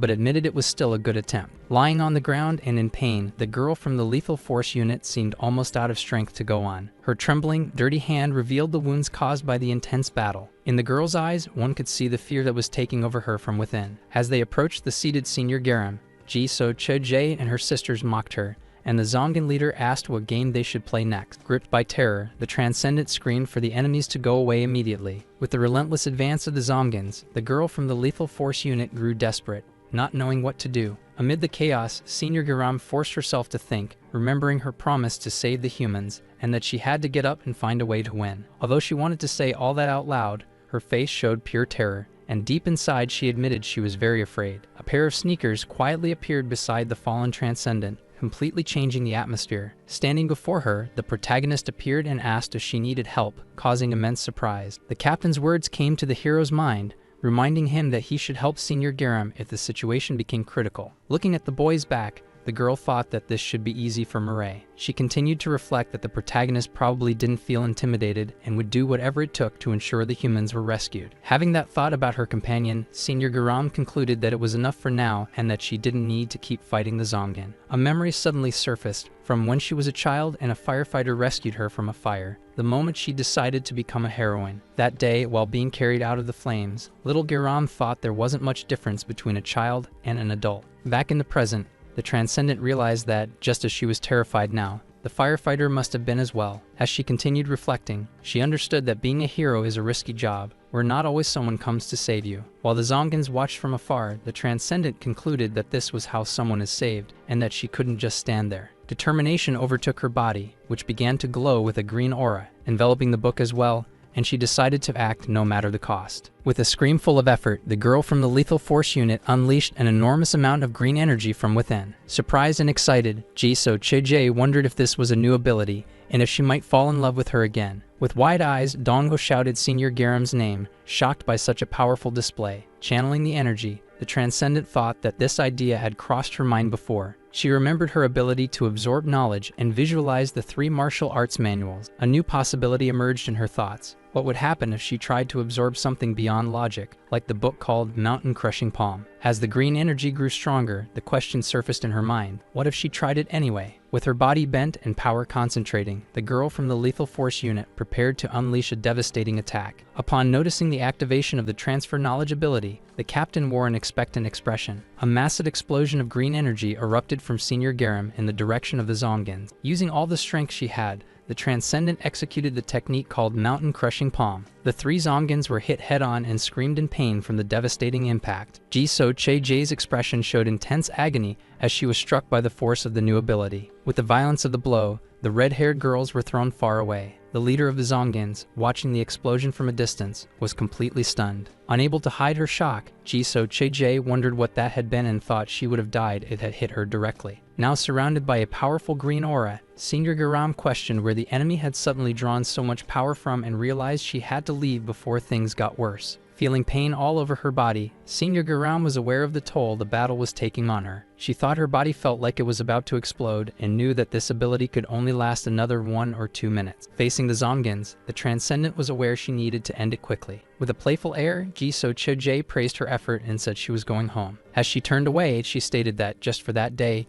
she would spare the humans and see the beautiful lady again. Without hesitation, the girl from the Lethal Force unit launched an attack at the retreating ZOMGAN, asking where she thought she was going. Senior Garam declared it was time to end the game, while the ZOMGAN captain complained about her pretty face. Angrily, the ZOMGAN captain asked why she was being so arrogant and if she thought she was leading out of fear. As she attacked again, the ZOMGAN leader explained she was just being generous. Suddenly, the Transcendent was hit by shurikens that flew toward her. Confused, the ZOMGAN captain wondered why she was making that strange sound. With the green aura glowing, the girl from the Lethal Force unit counterattacked, and Jisoo Che-jae demanded to know who had asked for generosity. Screaming in anger, the ZOMGAN leader said the girl was making her furious. Wielding her star-shaped weapon, the ZOMGAN captain prepared to counterattack. With a firm voice, Jisoo Che-jae warned that this time she would fight seriously alongside her sisters. Launching the devastating attack called Meteor Shower, the ZOMGAN leader showed her strength. Still surrounded by the green aura, Senior Garam remained focused in the face of imminent danger. The mountain-crushing palm book appeared in her mind, reminding her of a fantasy novel based on Admiral Yi Sun-shin. In the story, the Admiral fought against the waves inside himself, using real tactics he liked to apply. 3 of those tactics had been adapted in the novel, and the first one was about to be used. From the great green energy emerged the technique called Jang Sejin, drawing a cry of surprise from the leader of the ZOMGANs. Ordering her sisters to go retrieve their beautiful stars, Jisoo Che-jae told Senior Garam not to copy her or chase after them either. With her body showing signs of failure from the effort, the girl from the Lethal Force unit realized she had to end it all with the next attack. The ZOMGAN captain watched the scene attentively, followed by a surprise exclamation and a playful remark. Leaping into the air, Senior Garam prepared to use the second tactic, prompting Jisoo Che-jae to ask if she was just showing off. Surrounded by a powerful green aura, the Transcendent then executed the technique Hongyolgen. A strong impact hit the ground, and the ZOMGAN captain smiled, assuming she was right about something. With the stance of someone dodging effortlessly, Jisoo Che-jae mocked the girl's obvious attack. Still in the air, the girl from the Lethal Force unit wondered who would actually be hit by that blow. Even in the face of the offensive, the 3 red-haired ZOMGANs managed to shield themselves, and the attack passed without causing any damage. Laughing loudly, the leader of the ZOMGANs sarcastically remarked that it had been a huge waste of power. Pointing with malice, Jisoo Che-jae said that Senior Garam was exposing her back so shamelessly. With a wicked smile, the ZOMGAN captain looked surprised when the Transcendent denied it. With an intense gaze and a blue glint deep in her eyes, the girl from the Lethal Force unit stated that she was showing her back on purpose. It was then revealed by the Transcendent that Hongyolgen was actually a carefully disguised retreat strategy. During the explanation, it became clear that Admiral Yi Sun-shin used this technique to simulate a retreat and lure the enemy before turning around and counterattacking. In the tactical panel presented, the diagram clearly showed how the famous admiral applied the maneuver in his naval battles. Next came the announcement of the so-called third tactic. Still suspended in the air, Senior Garam gathered her energy, forming 2 glowing green arcs around her. With the power-on symbol shining in her eyes and consumed by fierce focus, the Transcendent prepared to unleash the final technique known as Heikik-jin. With wide, intensely red eyes, the ZOMGAN sisters reacted to the green energy now taking over the field. During that clash, Senior Garam reflected on the true meaning of the word hero and tried to understand its essence. The figure of the protagonist appeared in her mind, representing what she called overwhelming power as one possible heroic trait. Then, the image of the young painter Min Song Kim took shape in her thoughts, symbolizing endless honor as another aspect of a hero. When a beam of intense light tore through the darkness, the Transcendent pondered that although these were valid characteristics, they alone weren't enough to define what it means to be a hero. Facing the ruined village, she thought that sometimes a hero acts moved only by their own conviction, even if to others it seems foolish. As she advanced among the wreckage, she reflected that this conviction demands knowing when one truly must take a risk. Suddenly, one of the pink-haired ZOMGANs attacked, letting out a sharp scream. A small projectile, similar to a needle, was fired at extremely high speed, leaving a thin trail in the air. On the ground, a dark and deep mark revealed the impact of the attack, showcasing its destructive potential. Amid growing tension, the children of the village desperately called for Garam, seeking protection. However, one of them stared at the girl from the Lethal Force unit with shining eyes, filled with admiration and hope. Even wounded and exhausted, the Transcendent remained standing, and in the eyes of the child, she became a true heroine. Getting closer to the girl, Donho asked with concern if she was alright while the protagonist watched in silence. Turning with effort, she looked at her companions and the young painter as the boy repeated her name with anguish. With slow and trembling steps, Senior Garam began to walk away, leaving small dark stains on the ground with each movement. Not far from there, a white rosebud, perhaps the ranji flower they were searching for, began to softly bloom. Casting a glance over her shoulder toward the hero, the Transcendent commented with a faint smile that if it were him, he wouldn't have needed to go this far. The next moment, the young girl's strength seemed to completely run out, and her body collapsed as Dongwu shouted her name in despair. At the same time she fell, the white rose bloomed fully. Suddenly, the villagers were stunned to see white flowers sprouting rapidly all across the ground. Exhausted, Senior Garam collapsed on her back over the field now covered in flowers. Lying among the roses, she looked at the protagonist and murmured, almost voiceless, if she was being pathetic. He remained silent for a few seconds, just staring at her. With firmness, he replied no, and that seemed to bring a subtle sense of relief to the girl from the Lethal Force unit. That's when Senior Garam asked if she could ask for help just that once, and doubt appeared on his face. Under an orange sky, the Transcendent revealed her simple and sincere request, asking for help to stand up. For a few seconds, the protagonist stood there silently, contemplating her request. Then he nodded affirmatively and calmly extended his hand. Senior Garam's hand met the hero's, and gently he pulled her up. A sincere, grateful smile appeared on the girl's face as she looked at the one who helped her.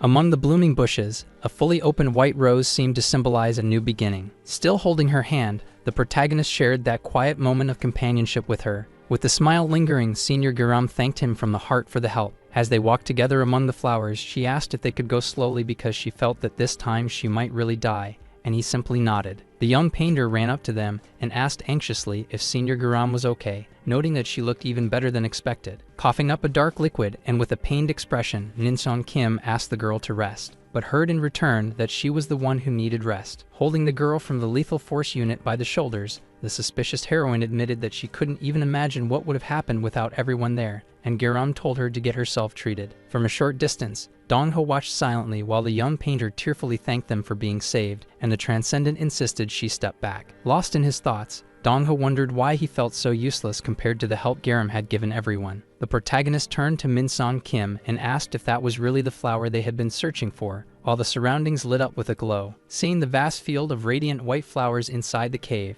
Dong-ho commented that there were far more than he imagined and wondered if the mysterious girl would allow them to take everything. Carrying the hero on her back, the suspicious heroine asked if the flowers were valuable because they tasted bland and seemed useless. With an injured face and teary eyes, Senior Garam thought with pride about the captain and affirmed that her commander, Jin Garam, had succeeded. Min-Son Kim ordered Dong-ho to quickly pack the flowers in the bag, and the boy obeyed while she said she'd be happy if it helped. The scene shifted to the sky where clouds passed quickly, suggesting the passage of time, or perhaps a change in location. Elsewhere, someone was digging forcefully with a shovel. Gathered before several mounds of earth, the villagers wore faces marked by exhaustion and sorrow, as if standing before freshly dug graves. Injured and bandaged, the young painter, Senior Garam, and the protagonist observed the scene somberly, while Dong-ho avoided looking directly. A larger mound of earth marked the place where the villagers' bodies had been buried. With a thoughtful and melancholic expression, the suspicious heroine stared at the forest in silence. Soon after, the villagers began tossing a child into the air, shouting joyfully that a hero had emerged. Min-Son Kim watched it all with a faint smile, though sadness still lingered in her eyes. Looking at Senior Garam, who seemed not to understand what she was seeing, the young painter let out a sigh. Dong-ho firmly announced to the villagers that they would now try to clean the village, while the young painter walked away beside the Transcendent and apologized. Garam then asked if Min-Son Kim and the others couldn't take refuge somewhere else, but the young girl didn't seem to grasp the idea. Pointing with a sense of urgency, the Transcendent indicated that there was a safe place not far from there. Our hero explained to the villagers that they would return as soon as possible to rescue them and asked them to stay temporarily in that improvised shelter. Worried about how long it would take, Senior Garam suggested that the protagonist transport one person at a time, but heard from Dong-ho that it might not be a good idea. With a map in hand, he explained that carrying people one by one would require too many trips, and if the ZOMGANs found out, the risk would be enormous. Given the situation, the girl from the Lethal Force unit proposed returning to headquarters to find a solution and inform the captain, a plan Dong-ho agreed with, while the protagonist hesitated. Standing still in the same spot, Dong-ho sparked Senior Garam's curiosity, as she wondered why he suddenly seemed so withdrawn. Apprehensively, one of the villagers asked if there really was a safe place nearby, and if they would come back for them, receiving only a confirming sound from the Transcendent. With a calm smile, the girl assured the villagers that they didn't need to worry, and that they'd be back soon. Calling out to Min-Son Kim, Senior Garam handed her an object, sparking the young painter's curiosity about what it was. It was a radio, as the Transcendent explained, asking the suspicious heroine to look after everyone until they returned, leaving the girl visibly surprised. On impulse, the young painter refused the radio, shouting that she couldn't accept that responsibility, which confused Senior Garam. Emotional, Min-Son Kim revealed through tears that she didn't know how many more people would die because of her, because she wasn't a hero. Scared, she confessed to the girl from the Lethal Force unit that she lied out of fear and all she wanted was to run away. That was when Senior Garam asked who it was that ran toward the attack without thinking twice. With a tear on her face, the Transcendent reminded the young painter that she had acted the moment she heard the screams. The girl emphasized that even though she was afraid, Min Song Kim didn't run to save herself, and that showed her courage. Once again extending the radio, Senior Garam asked the suspicious heroine to protect the village until the team came back. With firmness, the girl from the Lethal Force unit declared that even with doubts, that girl was still the hero of the village. Her words were confirmed by the villagers, who said it was thanks to her that they were still alive. Faced with so many declarations, Min Song Kim was left speechless, overcome with emotion. Shortly after, she stepped away from Senior Garam and asked them to wait a moment, sparking the Transcendent's curiosity about where she was going and if she still felt unsure. Soon after, Min Song Kim appeared again, now carrying Senior Garam on her shoulders, and was questioned by the girl from the Lethal Force unit about where she had gone. Holding the Transcendent's hands with determination, the suspicious heroine declared that she would protect the villagers, completely surprising Senior Garam. Turning to the villagers, the young painter enthusiastically encouraged them to think of places where they could hide, while the girl from the Lethal Force unit wondered if she had suddenly changed personalities. With a shining look in her eyes, Min Song Kim thought this was much better than seeing her sad and powerless. Wasting no time, the suspicious heroine announced that it was time to act and began to run. Inspired, the villagers followed her with their arms raised and faces lit with hope. Watching from afar, Senior Garam, Donho, and the protagonist observed the scene with gentle smiles. With confidence in her gaze, Min Song Kim cast one last glance back before moving forward. Elsewhere, the hero silently gazed at the sky. In his mind appeared a memory from his childhood, sitting in a tree surrounded by white roses, holding one of them in his hands. Back in the present, a black hole appeared in the sky, as if reality were tearing open. Noticing who was approaching, Captain Lee Kyung showed surprise. Now bandaged but smiling, Senior Garam walked supported by the protagonist and Dongho, holding a glowing white flower. Satisfied, the leader smiled as she saw her team reunited once again. Since acquiring the Ranji flower, significant changes had taken place in the Dark Squadron's facilities. In the village, relief supplies and clothing were distributed thanks to the discovery of a large stockpile of resources. With help from professionals rescued from the slave farm, like construction and manufacturing specialists, rapid advancements were made. Besides the weapons they already had, the humans also began receiving military training. Commander Nuri explained that the remaining resources would be used efficiently, with a division of labor and an assembly for important decisions. As time passed like a giant moon over the city, everything evolved quickly. With firmness, Captain Lee Kyung told the team they had done an excellent job during that period.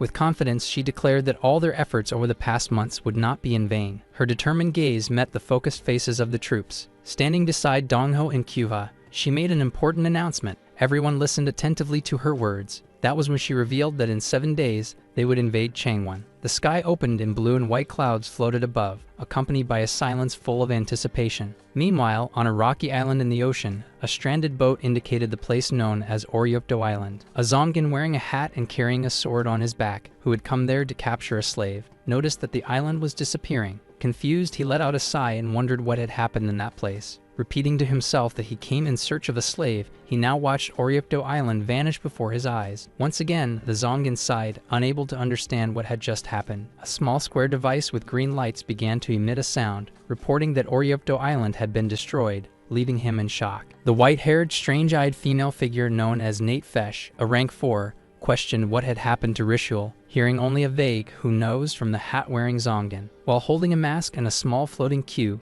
the ZOMGAN reflected that with the fall of Oryokdo Island, Ritual certainly wasn't there anymore, which was cause for concern. With her long hair fluttering, Nate Fesh wanted to know if they needed to attend a chief's meeting and remarked she would rather continue with her experiments. She was told they wouldn't attend and wouldn't notify Terate, which sparked her curiosity. He explained that if Terate found out later, he would be furious, and asked if Nate Fesh could handle the consequences, to which she simply responded, "Fine." 4 glowing pieces floated around as Nate Fesh concluded that if she killed the humans, there would be consequences. Still on the ground, the glowing pieces Nate Fesh had summoned slowly fell around her. With her eyes on the scattered pieces, she reflected on the 4 years that had passed since the dawn of the Paradise Era. In that moment, she saw the perfect opportunity to polish her forgotten martial arts skills. As she pondered, a fiery explosion enveloped her, but she remarked that she didn't mind, as long as they didn't use fireworks on her. The hat-wearing ZOMGAN mentioned that Ji So-cheje had returned and had been attacked by humans, finding the situation odd. Curious about her whereabouts, the ZOMGAN heard that she was in Cheongsongsan, a mountain located in Yangsan. A Upon seeing a burning city in the distance, the ZOMGAN looked toward the horizon and expressed hope that it would be something worthy of his expectations. At the base, with the massive moon in the background, Captain Lee Kyung firmly declared that the time had come. Excited, a girl with a microphone announced the start of the third combined training session. Team Mirai would have the red flag and Team Rishiru the blue one, with victory going to whoever captured it first. Facing Team Rishiru, the protagonist and his allies stared down the executive ZOMGAN, who wondered who would win. The prize was announced as a box of shrimp crackers, the last remaining from Oryukdo Island. Next, the leaders were introduced: Choi Gyuho for Team Mirai and Park Hoyeon for Team Rishiru, with a request for readiness. Park Hoyeon began his speech by introducing himself as a well-known preschool teacher. Even though he could no longer pursue his old dream, he declared he would chase his new one with determination. After extensive analysis with clipboard in hand, he claimed to have created the best possible strategy and tactics. He revealed to his team, including the protagonist, that his ultimate mission was to boost everyone's confidence. With enthusiasm, he shouted that everyone there had brilliant talent and could achieve victory. Excited, one of the team members shouted that the shrimp crackers would be theirs, while Dongho watched in surprise. With wooden swords in hand, the members of Team Rishiru surrounded the protagonist, while their leader praised their radiance. Confused, Dongho shouted, accusing Park Hoyeon of copying, receiving the reply that there was no cowardice in competing with Mirai on the team. The girl with the microphone raised her arm and called for everyone's attention, announcing the start of the combined training. Ritual leaped over the members of Team Mirai, who tried to strike him with wooden swords. A black-haired, red-eyed girl called the protagonist master and asked what they should do. Not understanding, he asked who she was, hearing that her name was Kim Haemi and that she was a big fan of Mirai. With determination, Kim Haemi launched herself into battle, saying she would handle it on her own. Still unsure who she was, the protagonist just watched confused. With two swords in hand and swift movements, Kim Haemi began taking down opponents with ease. She approached Ritual and told him to look there, catching the ZOMGAN off guard. With a precise strike, Kim Haemi attacked Ritual, who questioned who had given her permission to call him master. With glowing orange eyes, Ritual declared that the master was his and ordered Kim Haemi not to interfere. The girl responded that the master wasn't an object and told the green raccoon to watch his own mouth.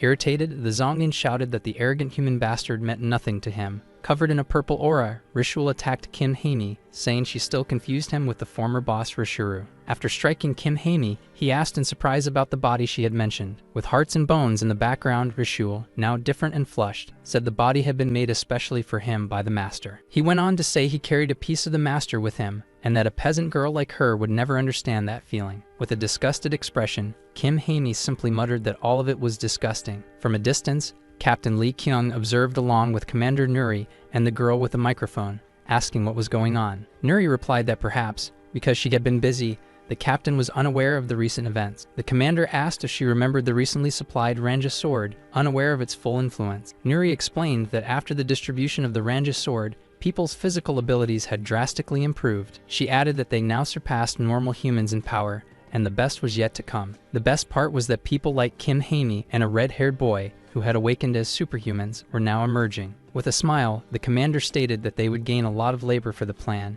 even if they weren't rivals to the captain or the protagonist. The leader enthusiastically commented that everyone had progressed since the beginning of their training, and that more allies would arrive soon to enhance their plans. As she observed Kim Haemi attacking Ritual, Captain Lee Kyung was surprised by the boy's usefulness and reflected on whether his current condition was the reason for his lack of fear. With a wooden sword in hand, Hyuha shouted with determination that he would also work hard and no longer wanted to be a burden. At that moment, he was struck on the head and let out a groan of pain. Other members were also suffering the impacts during the intense training with wooden swords. Firmly, the protagonist held the flag. Soon after, he began to run with it while Park Hoyeon watched in shock. Choi Gyuho cheered excitedly, representing Team Mirai, while Park Hoyeon shouted in confusion, wondering why the boy was participating in common training if he was considered a cheater. With Kim Haemi by his side, Ritual commented that the master was amazing, and the black-haired girl shouted that that was her master. The girl with the microphone announced the end of the training with another victory for Team Mirai, and said that Team Rishiru needed to catch up, while the protagonist was tossed into the air surrounded by packets of shrimp crackers. Captain Lee Kyung questioned Commander Nuri about the tests, and she responded vaguely. The commander explained that she had tried various methods but still couldn't discover the root cause. As she observed the protagonist lying down, she concluded that the perfect death was still a mystery. Approaching the leader, the commander asked her to come along that day, which surprised the captain, who wanted to know if something was wrong. Nuri replied that she had a special mission and needed the protagonist's help, and the scene soon showed the boy lying in a medical chair with her beside him. As she administered an injection into the boy's arm, she informed him that it was MF250, with an estimated mortality rate of 0.00052%. With a gentle smile, she wished the protagonist a good night's sleep. The boy replied that he wished for the same. In silence, he reflected on what it would be like to have a dream. On the heart monitor, his vital signs appeared normal but had a strange rhythm. Watching the boy lying down, Captain Lee Kyung thought that if the test kept failing, it would be difficult to earn his trust. She reflected that for the upcoming missions, she would need Murray's help. The only way to gain the boy's cooperation would be to awaken his dormant humanity. In front of the computer, Commander Nuri remained silent for a few seconds. She then asked the protagonist if he felt anything different, and he replied that he didn't, to which she simply said that she understood. Upon analyzing the results of MF250, the commander concluded that there were no abnormal reactions, neither in vital signs nor physically. With a serious expression, Captain Lee Kyung concluded that experiment number 250 had been yet another failure. At that moment, they heard knocks at the door. When it opened, a woman and a little girl seemed very surprised to see the protagonist. With a calm look, the young man asked the woman if something had happened. The woman then grabbed a few boxes of curry from the shelf. Sitting at the table while the little girl watched curiously, the woman asked if Captain Lee Kyung had requested the boy's help, and he confirmed. With sparkling eyes, the little girl asked if that meant they would spend the whole day together, and the woman thought that there wasn't really anything planned. Suddenly, the woman had an idea and exclaimed excitedly that that was it. With a cheerful smile, she suggested that they make curry together, leaving the protagonist surprised. As they walked together, the woman reminded the young man of the wish she had shared back at the camp, saying she wanted to cook for him. She explained that she was thinking of preparing something in the kitchen and asked the boy to fetch the necessary ingredients for the curry. Walking alongside the little girl, the protagonist heard her comment that they would need carrots and wondered where they could find them. Curious, the little girl asked if he had seen any carrots anywhere in the village. Elsewhere, Senior Giram used the radio and asked if Min-song Kim was listening, and the young painter confirmed that she was. Over the radio, the Transcendent said that after the Changwon plan, they could come pick her up, and Min-song Kim asked what that was about. The girl from the Lethal Force unit replied that the plan would probably happen next week. Suddenly, knocks on the door interrupted the conversation, and Senior Giram asked Min-song to wait. When she opened the door, she was met by the protagonist and the little girl, who smiled and asked if there were carrots in that house. Confused, the young woman from the Lethal Force unit asked why they were looking for carrots there, and the little girl, disappointed, replied that the boy had just arrived. Perplexed, Senior Garam asked if the protagonist was the one who did that, and he remained silent. The Transcendent then wanted to know why he was asking her, of all people, for carrots. It turned out that her hair looked very much like a carrot. Even so, the boy kept pointing in her direction, asking for carrots. Out of patience, the Transcendent told them to leave, saying she was busy, and the two were kicked out of the house. With a discouraged expression, the little girl remarked that they had been kicked out and wondered where else they could look for carrots. Spotting a man carrying a sack, she approached and asked if he knew where there were carrots, and he said yes. Amazed, Heian gazed at something that looked like a vast blue ocean. Soon after, a field full of carrots planted in neat rows appeared before her eyes. With a carrot in hand, the protagonist asked the man if he had been growing them for a long time, and he confirmed it, saying it was his way of contributing to society. The man explained that it had been hard to grow them there, and that was why they only had small carrots, but that he could take them if they wanted. Happy, Heian smiled while the boy took the opportunity to grab lots of carrots. Curious, the girl asked if he also grew potatoes by any chance, and the man said no, which left her a little disappointed. With a smile, the man said he had heard there was something like potatoes swimming in the ocean, surprising the little girl as he suggested she go check it out. With her gaze lost in the sky, the little girl reflected on the idea of visiting the ocean. At the facility, Commander Nuri suggested diving suits and received a nod of agreement from the little one. With a curious tone, Nuri commented that there might be useful materials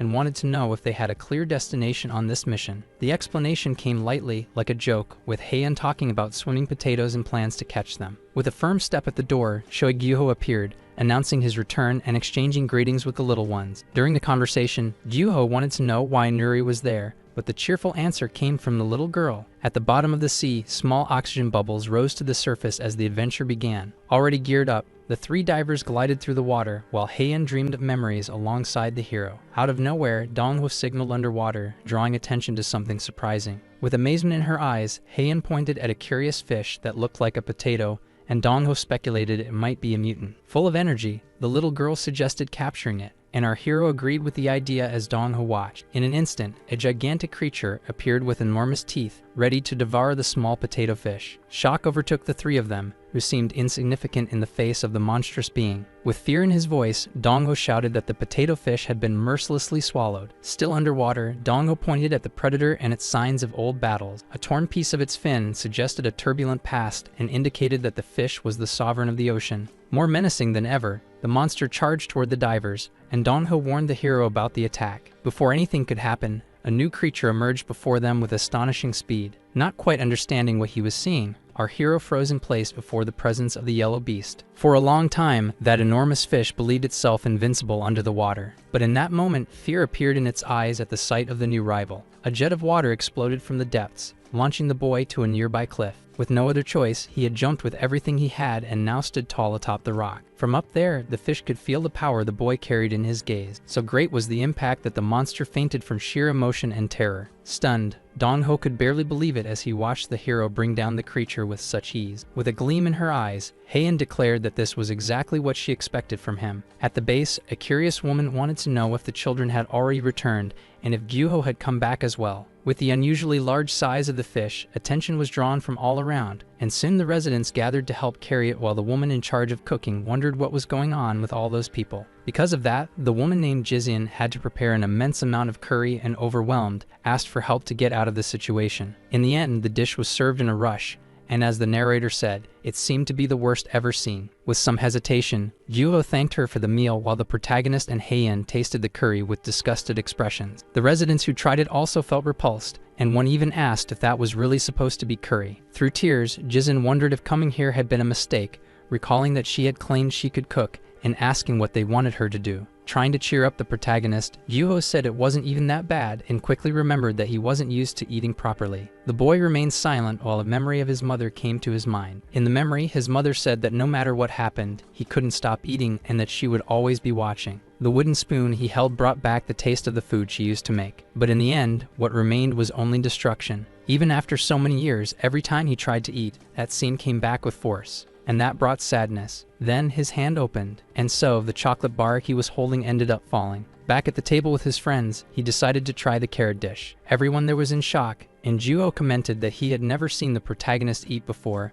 asking what it tasted like. For a moment, the boy remained quiet, lost in his thoughts. Then he responded that it tasted bad, and Gyuho burst out laughing. Shouting, Gyuho told Jizin what the boy had said, and she, irritated, replied that she already knew and told him to shut up. Our hero remained seated in silence, his eyes fixed on the plate in front of him. Also sitting at the table, Captain Lee Kyung looked pleased. She knew well that that moment carried great meaning for him. Tasting the curry, the leader made a face and wondered what it was supposed to be. Over the radio, Senior Geron called for Min-son Kim, wanting to know if she and the residents of the shelter were okay. On the other side, amidst the flames, the hat-wearing ZOMGAN heard the message that said it would happen soon and that they just needed to wait a little longer. While reading lying down, the young woman from the Lethal Force unit was surprised by a voice on the radio saying everything seemed boring and asking who she was. The mysterious voice mentioned a plan in Changwon that had already been referenced, saying they planned to infiltrate in secret. That's when the hat-wearing ZOMGAN declared that he would shut down all defense shields and invited whoever was on the other end to meet him in person. Holding the radio, Senior Geram replied that both of them knew martial arts and asked him not to be so rude. Then the ZOMGAN asked if it was Yerier and said he would be waiting for her. In a leap, Nate Fesh appeared, stomping on the ground and shouted at the hat-wearing ZOMGAN, demanding to know what he had done to Min-son. With trembling hands holding the radio, Geram was deeply shaken and couldn't say anything. Even with an injury on her face, she forced a smile and tried to encourage someone, saying not to worry. They would definitely return. But fear suddenly took over, and she screamed, saying that this couldn't be happening. In another room, Captain Lee Kyung, our hero, and Ritual looked at Geram as he said the name Yerier. He said that Yerier wanted to get stronger, but his way of seeking strength was different from his, and that's why they had fought a lot. He also said that Yerier was the only one who talked about fighting, and the leader grew concerned, stating that this was a problem because the plan had been exposed. Turning to leave, Geram said she was going away, and the captain asked if she was okay. As she left, Ritual commented to the leader that it had been a surprise. He thought Geram would be crying because the residents had died because of her, but he realized she wasn't weak. Captain Lee Kyung agreed, saying that Geram knew what a proper revenge looked like. Geram's footsteps moved away from where they had been talking. Angrily, she squeezed the radio tightly until it broke. Looking at a whiteboard full of notes, Geram, holding her chopsticks, said that this looked good. Observing the plan, she concluded that the first idea wasn't solid after all. Looking at the base, Garan thought that since food would soon run out and space was limited, she had tried to make the plan work even though she knew from the start it wouldn't be easy. Holding her chopsticks in hand, Senior Garan explained that the real issue was the lack of information they had. Despite all the searches they had made, they had only discovered one single thing about Changwon. They only knew that the place had been built with very tall walls and nothing beyond that. Walking across a barren area, the Transcendent lamented that they had no way of knowing how many internal workers were there and said any plan they created would be like shooting in the dark. Pointing at the board with her chopsticks, the girl asked what would happen if the door opened at that point and they no longer had to worry about the lack of information. Captain Lee Kyung asked Ritual if there was any chance that Urier was lying, and he replied that he didn't think so because that rascal was completely insane. Spinning the chopsticks between her fingers, Senior Garam calculated that in a direct battle of powers, their chances of losing were 0%. Since Urier was going to open the door for them willingly, the Transcendent concluded that there was no reason to refuse the offer. With his face slightly blushing, Ritual said it was intense and wondered how exciting it would be this time, but reminded himself that he had to stay by the master's side. With her back turned to the group and facing the board, the leader asked where the protagonist was, and Captain Lee Kyung replied that now that she thought of it, she hadn't seen him that day and said she would go look for him. Upon finding our hero with a bucket in his hands, Jizun asked what he was doing there, and the young man stayed silent, leaving her surprised. Jizun explained that she had gone there to throw away the curry, the same one he had eaten the day before, and he remembered that. Crying, the woman lamented that she had put in so much effort only to hear that the taste was bad, said she shouldn't have tried so hard, and explained that she had wandered around trying to find a place to throw the leftovers away. With a sharp eye, the protagonist noticed the uniform she was carrying and asked if that wasn't the uniform. Jizun wanted to know why he wasn't wearing the uniform, since she saw everyone else wearing it, and our hero replied that it was because he didn't want to, leaving her confused. Not knowing what to think, the woman then asked why he was carrying the uniform with him, and the young man remained silent, reflecting. Sitting on the ground, the protagonist was approached by Jizun, who asked if something had happened. Looking at the curry pot, he replied that he didn't know. Our hero said that up to that point, he had always felt a sense of emptiness. Now that he was surrounded by so many people, it felt like something inside him was beginning to change. Jizun paused in thought and said that she didn't know either. She mentioned that sometimes she was afraid of being around people and didn't know why. The woman explained that he didn't want to seem like he was there to find hope, and because of that, he felt guilty. Calling him by name, Jizun told him he didn't need to think that way. Sitting under a tree, she commended to the young man that he was creating memories he could tell his mother about. With a smile on her face, Jizun joked that if all he ever said was about fighting zombies all the time, his mom would probably get bored. Captain Lee Kyung, now in military uniform, asked the hero to tell his mother where he had been, what he had done, and who he had met. He remembered when he met Juho and the great conversations they had, and also remembered the tough moments he went through with Garam and Dongo. With a gentle smile, Jizun said that if she were his mother, she would feel happy for him. The young man lowered his head in thought as the sunlight filtered through the leaves of the trees, casting shadows on his face. At night, the protagonist walked quietly near the place where Jizun was sitting. He was thinking about the curry dish he had eaten earlier. With his back to the woman, our hero remarked that the taste wasn't that bad after all. Jizun watched the young man walk away while the bucket of curry remained by her side. A green energy began to emanate from somewhere, floating softly through the air. With arms crossed, Captain Lee Kyung observed the green energy with a faint smile on her face. On the floor of her room, Senior Garan remained seated in meditation, surrounded by an intense aura of green and yellow. Holding a kind of colorful card, Kim Hae-mi thought that the distinguished ember had begun to ignite like a fuse and that the small steps of humans had started a grand journey. 1 week later, at the ZOMGAN training field in Changwon, someone with a purple aura stomped forcefully on the ground. Human silhouettes were slowly approaching. Captain Lee Kyung's team appeared, and a ZOMGAN showed excitement at the arrival of the humans. Kim Hae-mi asked about the protagonist, explaining that the master couldn't cross over due to his power. The leader calculated that if they departed together, the hero would arrive with a 12-second delay. A ZOMGAN with a green aura and red eyes charged forward screaming, saying he had been waiting for that moment for a week. Another ZOMGAN with red eyes and green aura declared he would devour the humans and mentioned Uraier's order to leave nothing behind. The scene showed the Changwon Control and Command Center, a towering building with a bamboo forest planted on its rooftop. A small pink device notified Urier of the human's presence at the main entrance, and this caught him by surprise. Balanced on the tip of his sword in the middle of the bamboo forest, Urier pondered how long the humans had taken to arrive. Initially, he thought it would take an hour, but since he had sent out the captains, he concluded it would take at least 3 hours. A lower-ranked ZOMGAN shouted for them to leave. Tresh Kong, captain number 2 of the Changwon Defense Squad, a muscular ZOMGAN with horns, reprimanded the others for their lack of manners at the table. Trampolin de Hierro, captain number 1, a a ZOMGAN with glasses and flamethrowers, warned about the dangers of eating too fast and said the operation would begin after warming up. Historia Komika, captain of the chemistry team, a ZOMGAN with a gas mask and straitjacket, wanted to know who had defeated Ji So Choja and announced he would face that enemy first. A countdown began as the captain stood at the center. At number 2, the sky was torn open by dark portals. At number 1, a beam of white light struck the ground with force. Captain Lee Kyung confirmed everything was ready. From behind, the protagonist arrived at the exact moment. The captain wished the hero good luck. With a serious look, the young man responded firmly. At the control center, Yerier wondered if the humans would take 6 or 7 hours, and whether they could even get through the main entrance. Still standing atop his sword, the ZOMGAN appeared confused. On the screen, a message reported that 336 ZOMGANs from the Changwon Defense Squad had been completely wiped out. Across the entire city, explosions spread, and it was revealed that the distance between the barricade and the control center was 3.2 kilometers, with 678 ZOMGANs killed along that path. Balanced on the blade, Yurier watched as the protagonist approached at extreme speed. All the destruction had happened in just 3 seconds. Wide-eyed, the ZOMGAN stared at the hero rushing toward him, unable to believe what he was seeing. Unable to understand how it happened so fast, Yurier tried to put the pieces together. Looking to the side, he tried to figure out who had done that, and when they had arrived. In an instant, he was hit with a strong punch to the face. Without warning, the protagonist had landed a powerful uppercut that launched him into the air. Midair, stunned and shocked, the ZOMGAN recognized his attacker. With his fist clenched, the hero stared at him in silence. Yurier wanted to know if he was the human responsible for everything, and commented on his impressive entrance. Adjusting his clothes with irritation, the ZOMGAN complained about the ambush and said it was disrespectful to martial artists. The hero kept his gaze low as Urier asked if he had entered through the main gate and lamented the loss of his men. With glowing orange eyes, the ZOMGAN reflected on whether those had really been Changwon's best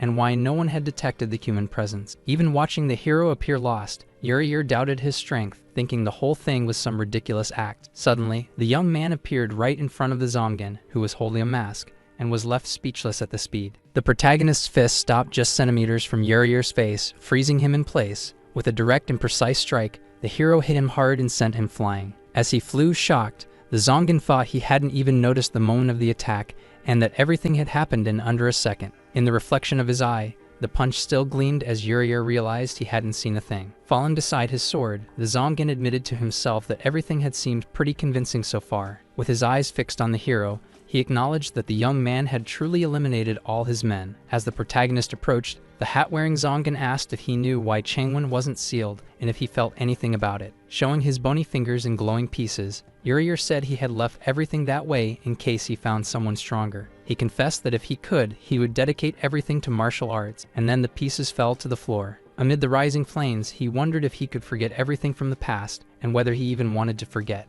A revelation of power manifested as the flames of Yut engulfed the hero and the ZOMGAN. In the midst of the fire, the protagonist only muttered "forgive" with a confused expression. Surprised by the flames and the young man's reaction, Urier questioned what he was witnessing. With seriousness in his eyes, the hero asked if he knew where he was, which left him even more disoriented. Suspicious, the ZOMGAN thought that the intruder hadn't come there because of him and might have entered by accident. In a fit of rage, the hat-wearing ZOMGAN clenched his teeth and cursed loudly. He shouted that he had no idea about the human's superpowers and that all of this had to have a limit. Stating his identity, Urier introduced himself while the young man asked if he was serious and apologized for the intrusion. With a disinterested tone, he said he had nothing against him and threw him hard against the bamboos. With a groan of pain, Urier felt the weight of the impact. Captain Lee Kyung ordered everyone to enter through the path the hero had taken and to infiltrate the interior. As planned, she declared that they would rescue the humans. A map appeared, showing the strategy to proceed eastward from the main gate to rescue the humans kept as slaves. The leader put Senior Garam in charge of the mission, and the girl confirmed while running.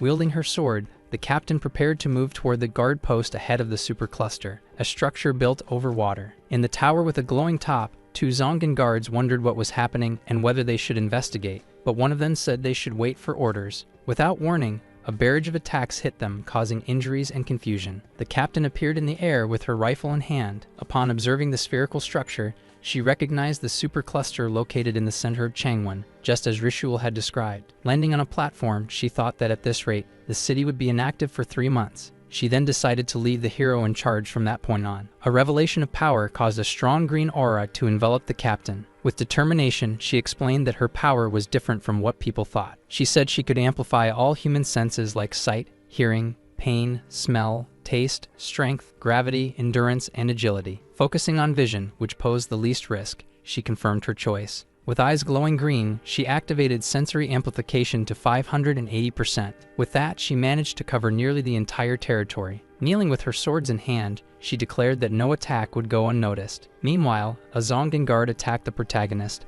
asking if he had any idea how bold he was being. Even in pain, the young man dodged swiftly. Surprised, the ZOMGAN couldn't understand how that was possible. A green aura surrounded the hero, and several silhouettes of him appeared around. With glowing eyes, he stated that from then on, no human would die under his watch. In the laboratory, two beeps interrupted Nate Fesh, who wondered who was calling her in the middle of her experiment. A cube-shaped device with green details reported that 2 errors had been detected, and that the energy preserved in the second monitor was being transmitted, leaving Nate Fesh confused. As she wondered if those were the errors she was searching for, a ZOMGAN in a purple protective suit appeared, calling her name and surprising her. With glowing pink eyes, the ZOMGAN reported that humans had invaded the barracks of Changwon and asked for orders. Wearing a mask that covered part of her face, Nate Fesh cursed Urier, reminding herself she had already told him to avoid causing trouble. Suspecting that the errors were linked to the humans, she saw an opportunity. With a green aura in her hands, she announced the activation of the defense protocol. Amid holographic screens, she activated her power and initiated the Pinset Offer system. She ordered the mobilization of the troops for defense,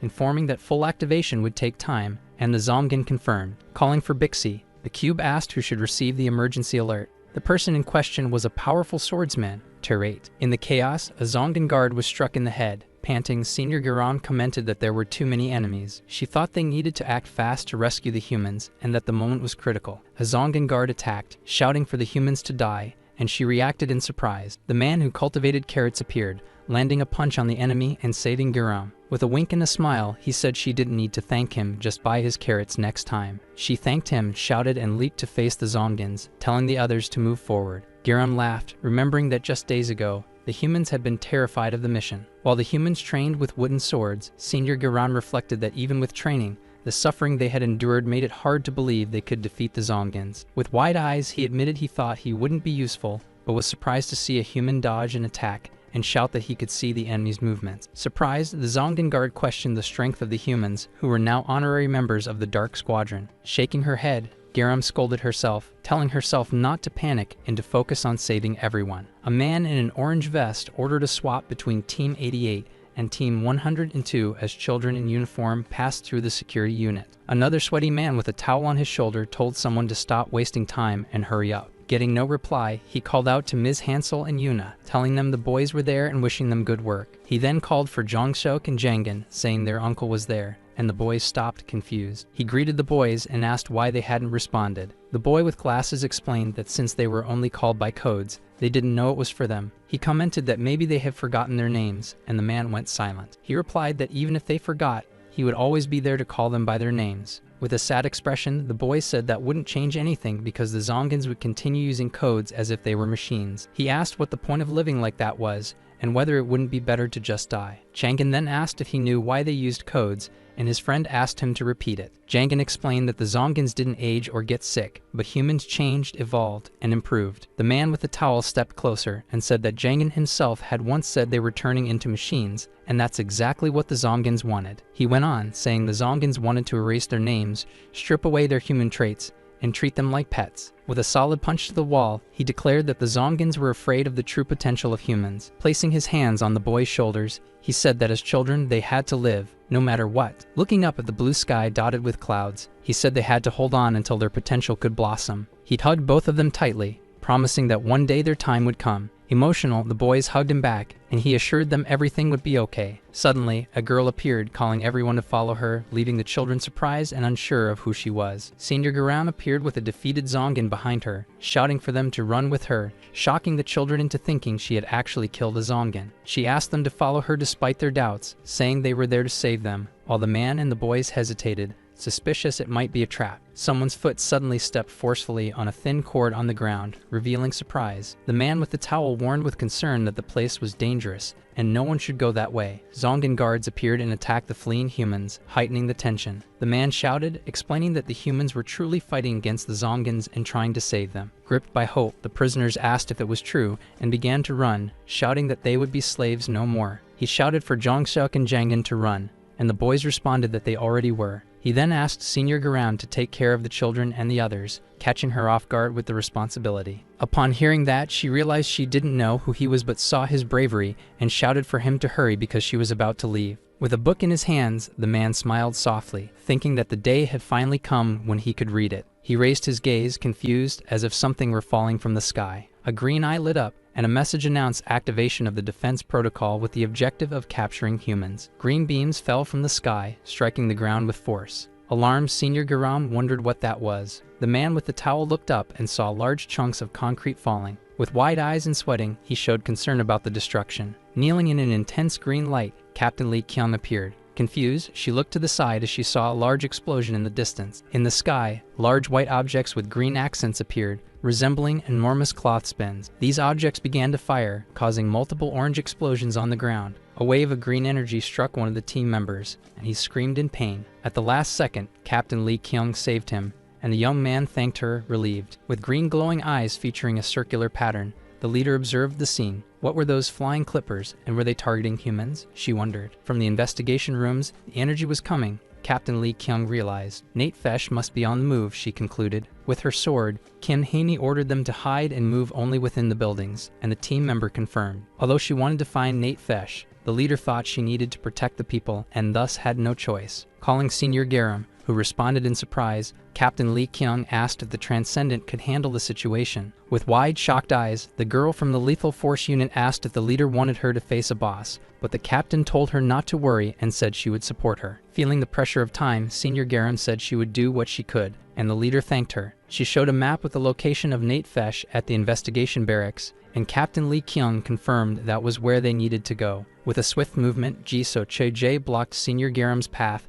and asked where she was going, calling her little sister. Covered in green slime and with glowing red eyes, the ZOMGAN captain said they had unfinished business. Shocked, the Transcendent could only let out a scream. With a piercing gaze, the ZOMGAN captain asked if the girl remembered her, stating of course she did. The captain screamed that she had lost everything because of Senior Garam, her pretty face and her friends. Floating in the air and surrounded by a green aura, the ZOMGAN leader declared she would make the Transcendent become like her. The two sisters of Ji So-che attacked the girl from the Lethal Force unit, and the ZOMGAN captain asked where she thought she was going. Sweating and in pain, the girl thought that she needed to get to the investigation barracks quickly. Over the radio, Senior Garam desperately called for Captain Lee Kyung, asking if she could hear her. She said something unexpected had happened and asked for help, while the leader, elsewhere, asked what that unexpected thing was. To the Transcendent, the ZOMGAN captain asked who she was talking to and warned her not to take her eyes off her. Seeing Captain Lee Kyung nearby, the girl from the Lethal Force unit said she didn't know what was going on, but thought she needed help and called her leader. With a terrifying and transformed face, Ji So-che asked who that was and told them to get lost. With a blast of green energy,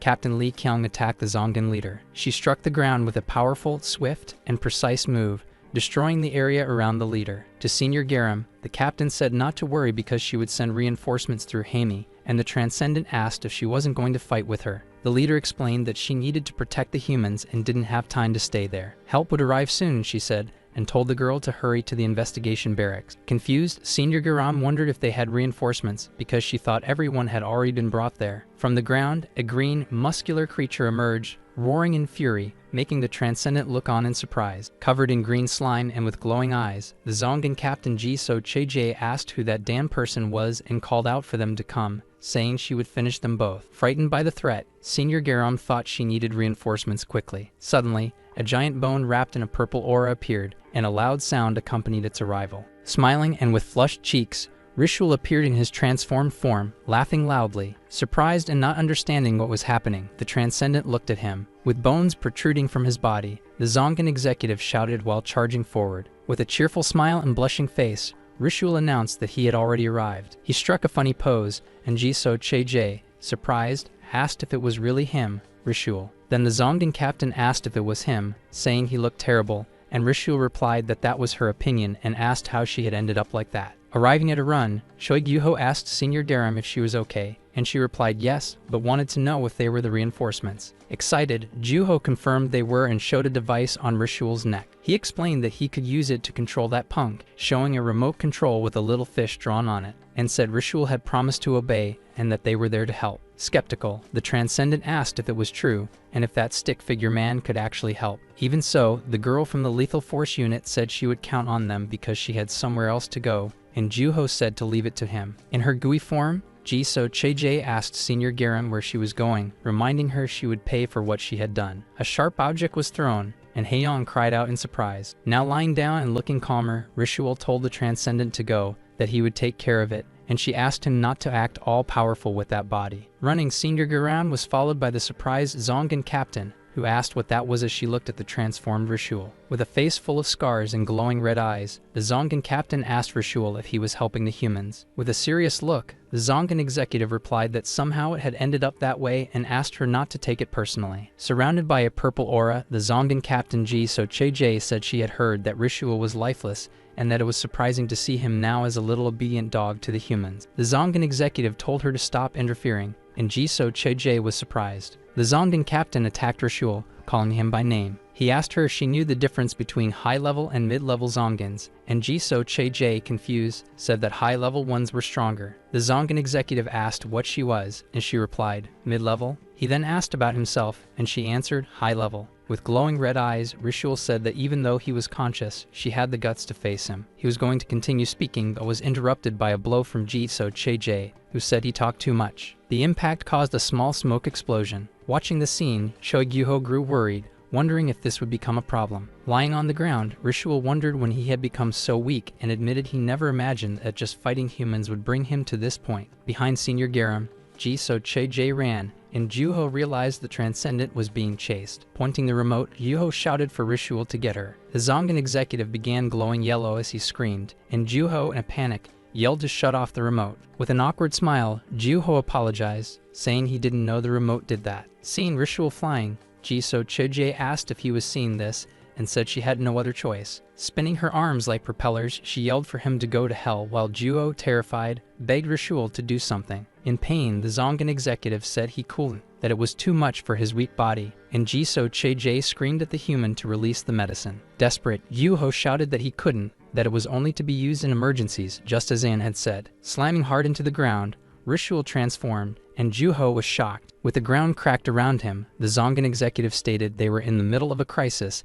and that if Juho didn't let him use it, both of them would die. Juho yelled for Ritual to use anything he could to stop her, but the ZOMGAN executive, with a smile, asked if he really thought he would let him use it. Still lying down, Ritual asked if Juho wanted to run and meet the master, leaving the boy confused by the question. With glowing eyes, Ritual explained that only if he took that medicine and defeated Jisoo Chejae would he be able to see the master, even if just for a second before dying. As the humans fought the ZOMGAN guards, Ritual said they needed help now and asked what would happen if they died while still chasing that brat. Juho remained silent, thinking about what Ritual had said. After reflecting, he agreed, and holding a small orange pill, told Ritual to use it to save the humans, making it clear that he wasn't giving it because he wanted to see a hero. The little orange fish attached to Ritual's collar floated to his mouth, and he exclaimed that it was time. An intense red light burst from the ZOMGAN executive's body as he started to scream in pain, or maybe in transformation. Shocked, Juho watched as Ritual's body twisted and changed, covered in red energy. More muscular now, with a red feathered collar,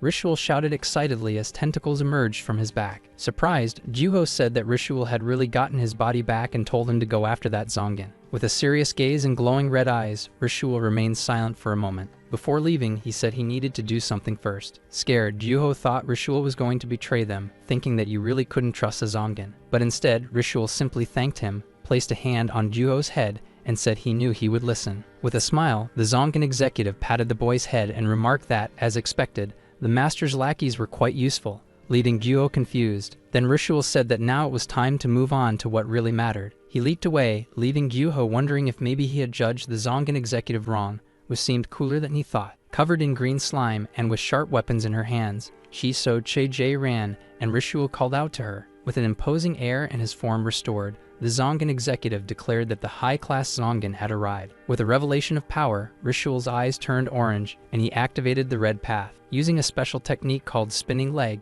he struck Jisoo Chejae with a powerful blow. Ritual laughed loudly and remarked that the scientist had been right. He remembered when he asked Juho if he would help him recover his original body, and the boy confirmed that the captain had approved it. Holding a tube with red liquid, Commander Nuri told Ritual to use it to return to his old form, warning that the effect would last no more than 1 hour. Gyuho asked what that mixture was. Nuri explained that it was the red element of their hero, and that she had found healing potential in it. She said that by using it, parts of Ritual's body could regenerate, and since it was the protagonist's red liquid, even his clothes would return to normal. Surprised, Gyuho commented that of course not everything would go back to normal, and that it didn't work on humans or other living beings. Ritual, in his transformed state, shouted that the current focus of the research was only on living Zongans. Even with that potion, Gyuho thought Ritual would still be a big help, as the Zongan executive, now with a sword, attacked Ji So Cheje with fury. Watching the fight, Gyuho remarked that if they were talking about real help, Ritual definitely seemed strong now. Annoyed, Ji So Cheje said that Brat was stronger than she was. Worried, Gyuho thought he knew he had to trust him, but to be honest, he was scared that Ritual wouldn't be able to beat her. With a threatening look, Ji So Cheje told Ritual to get out of the way and go to hell. The Zongan executive replied that she was the one getting in his way. Thinking to himself, Ritual admitted Gyuho had been right, that for a long time, his appearances had been kind of comical. But in the end, Gyuho's thoughts were completely wrong. Continuing his assault, Ritual unleashed a sequence of strong blows on Ji So Cheja. He then revealed that the real problem was himself. With a final strike, Ritual smashed Ji So Cheje to the ground, leaving her covered in green slime and completely defeated. Standing on the fallen Zongan captain's hair, the Zongan executive coldly declared that she was the one actually getting in the way. With his eye glowing red, Ritual stated that he needed to see the master, even if just for 1 more second. In her pain, Ji So Cheje recalled a deep truth she had forgotten, something Gyuho had no idea about. A few years ago, in the golden age of Zongan society, Ritual was a living legend. With an impressive physique and brilliant mind, he was a Freudian, a Zongan with exceptional powers. He became the chief faster than anyone in history, earning the nickname Legendary Super Rookie. That was Ritual. A status symbol, he was associated with luxury watches, power, and elegance, but his fame didn't last. Lacking motivation and the will to live, he began to withdraw and was soon forgotten, buried in the memories of others. Now at that moment the legend had returned. Back in the present, now allied with the humans, Ritual made the Zongan captain groan in pain under his feet. Furious and humiliated, she asked what the hell was wrong with him. Angrily, Ji So Cheje questioned why he, a Zongan like her, was fighting for the humans. She pointed at her hair, saying it was made from strands taken from her sister's head and reimplanted onto her own. She also showed her skirt, explaining that it had also belonged to her sister and had been rebuilt piece by piece. Screaming, the Zongan captain said she had lost everything because of the humans, her sisters, her face, her life. Armed and with tears in her eyes, she grieved over having lost absolutely everything. Crying, Ji So Cheje asked why Ritual wouldn't comfort her, why he still chose to fight alongside the humans. With a hard stare and a fiercely glowing eye, Ritual replied that she was a Zongan now too. After that, there was silence. Surprised, Gyuho wanted to understand why Ritual had stopped attacking, and if Ji So Cheje's words had affected him. With a suspicious look, the boy thought that, as expected, a Zongan couldn't be trusted. Holding the remote, Gyuho shouted for Ritual to finish her. Then the Zongan executive called out to Ji So Chejai. Without understanding, the Zongan captain was surprised when he asked what she meant by that. As he attacked, Ritual continued questioning what would happen if she lost a leg or her hair, and who would even care. With his arms crossed in a serious expression, the Zongan executive prepared himself. Soon after, he unleashed immense power, hitting Ji So Cheje and her sisters with a massive explosion of energy. The force of the attack created a huge cloud of dust and debris. With his eye glowing red, Ritual said that each of the fallen had their own story. Approaching Ji So Cheje, who was down and defeated, he asked if she had ever listened to the stories of all those she had killed. Holding one of her weapons, the Zongan captain replied that of course not, because the stories of the weak weren't worth her time. Quickly, Ritual said he didn't care either. Then he grabbed Ji So Cheje's red hair. With a final blow, the Zongan executive finished her off. Looking at her with disdain, Ritual said it was because they weren't worth his time. Holding the remote control, Gyuho was speechless and swallowed hard. Calling the boy, the Zongan executive said they should go, surprising Gyuho. With a cheerful smile and flushed face, Ritual shouted that they were going to see the master. Starting to hop and dance with joy, Gyuho just watched, a bit scared. Thinking it was a scare, the boy thought Ritual was going to kill him and concluded that Zomgans were terrifying and dangerous. Despite being of the same species, Ritual ran excitedly, while Gyuho thought that nonetheless he had killed her mercilessly. Watching the Zongan executive, Gyuho wondered how strong he really was. Suddenly, he thought about how strong our hero truly was. To be toying with Ritual like he was a ragdoll, the protagonist appeared imposing with a red aura behind him, facing Urier. Panting in collapse, Urier watched the young man approach with his enormous sword, commenting that it was heady. With an expression of fear and respect, he thought of Paladin and Ritual and how they could face a monster like that. Comparing the protagonist to a mountain, Urier felt like he was climbing a peak he could never reach. Reaching out his hand, the protagonist told Urier to take his sword, and the ZOMGAN remained silent. Gripping the weapon's hilt, Urier thought he wasn't sure before if the boy was being merciful or just finding it all amusing. While our hero observed him, the hat-wearing ZOMGAN engulfed in flames said he truly couldn't tell. Unleashing a powerful strike with his flaming sword, Urier launched the protagonist backward. Placing a hand on his back, the young man felt the impact of the blow. Soon after, he tore out his own spine, which transformed into a weapon. With the spine in hand, the protagonist rested it on his shoulder, ready for battle. A black slime began oozing from his body, appearing to transform him. Surprised, Urier watched our hero raise his body temperature and boil his blood, wondering if he would use it as fire. With a drop of sweat falling, the hat-wearing ZOMGAN thought that Punk was imitating him. Leaping toward Urier, the protagonist surprised him with the move. Using the spine like a flaming sword, our hero attacked the ZOMGAN, who found the fighting style extremely annoying. Stretching like a web, the black slime from the boy's body spread out. With his hands now coated in black slime and forming claws, the protagonist grabbed Urier's hat, leaving him shocked. With a face twisted in rage, the hat-wearing ZOMGAN screamed as our hero struck him hard, slamming him to the ground. Delivering a final blow with his spine weapon, the protagonist made Urier scream in pain. Silently, our hero observed the result of his attack. Fallen, Urier was confused. On the ground, the hat-wearing ZOMGAN asked why the boy wouldn't kill him if he was waiting for orders, and he said no. The protagonist's order was to kill employees, nothing more. At that moment, however, a strange feeling of solidarity arose within our hero. Surprising the protagonist, Urier asked what part of the past the boy wanted to forget. With his sword at his side, the ZOMGAN asked if our hero had already forgotten the past. Amid the bamboo, the boy asked why Urier was asking that. Suspicious, the hat-wearing ZOMGAN wanted to know if the protagonist felt sorry for him, and was told no. In a sincere tone, our hero confessed he had a memory from the past he wanted to forget, surprising Urier. Silently, the hat-wearing ZOMGAN just processed it. The boy then explained that not everyone went through this, but kids fight and then make up as if nothing had happened. According to him, that happened because of mutual understanding through the exchange of emotions during the fight. In concluding, the protagonist said that sometimes, trading blows helps one understand the other's feelings. Our video ends here. If you enjoyed it, please like and subscribe to the channel. Until next time, bye bye.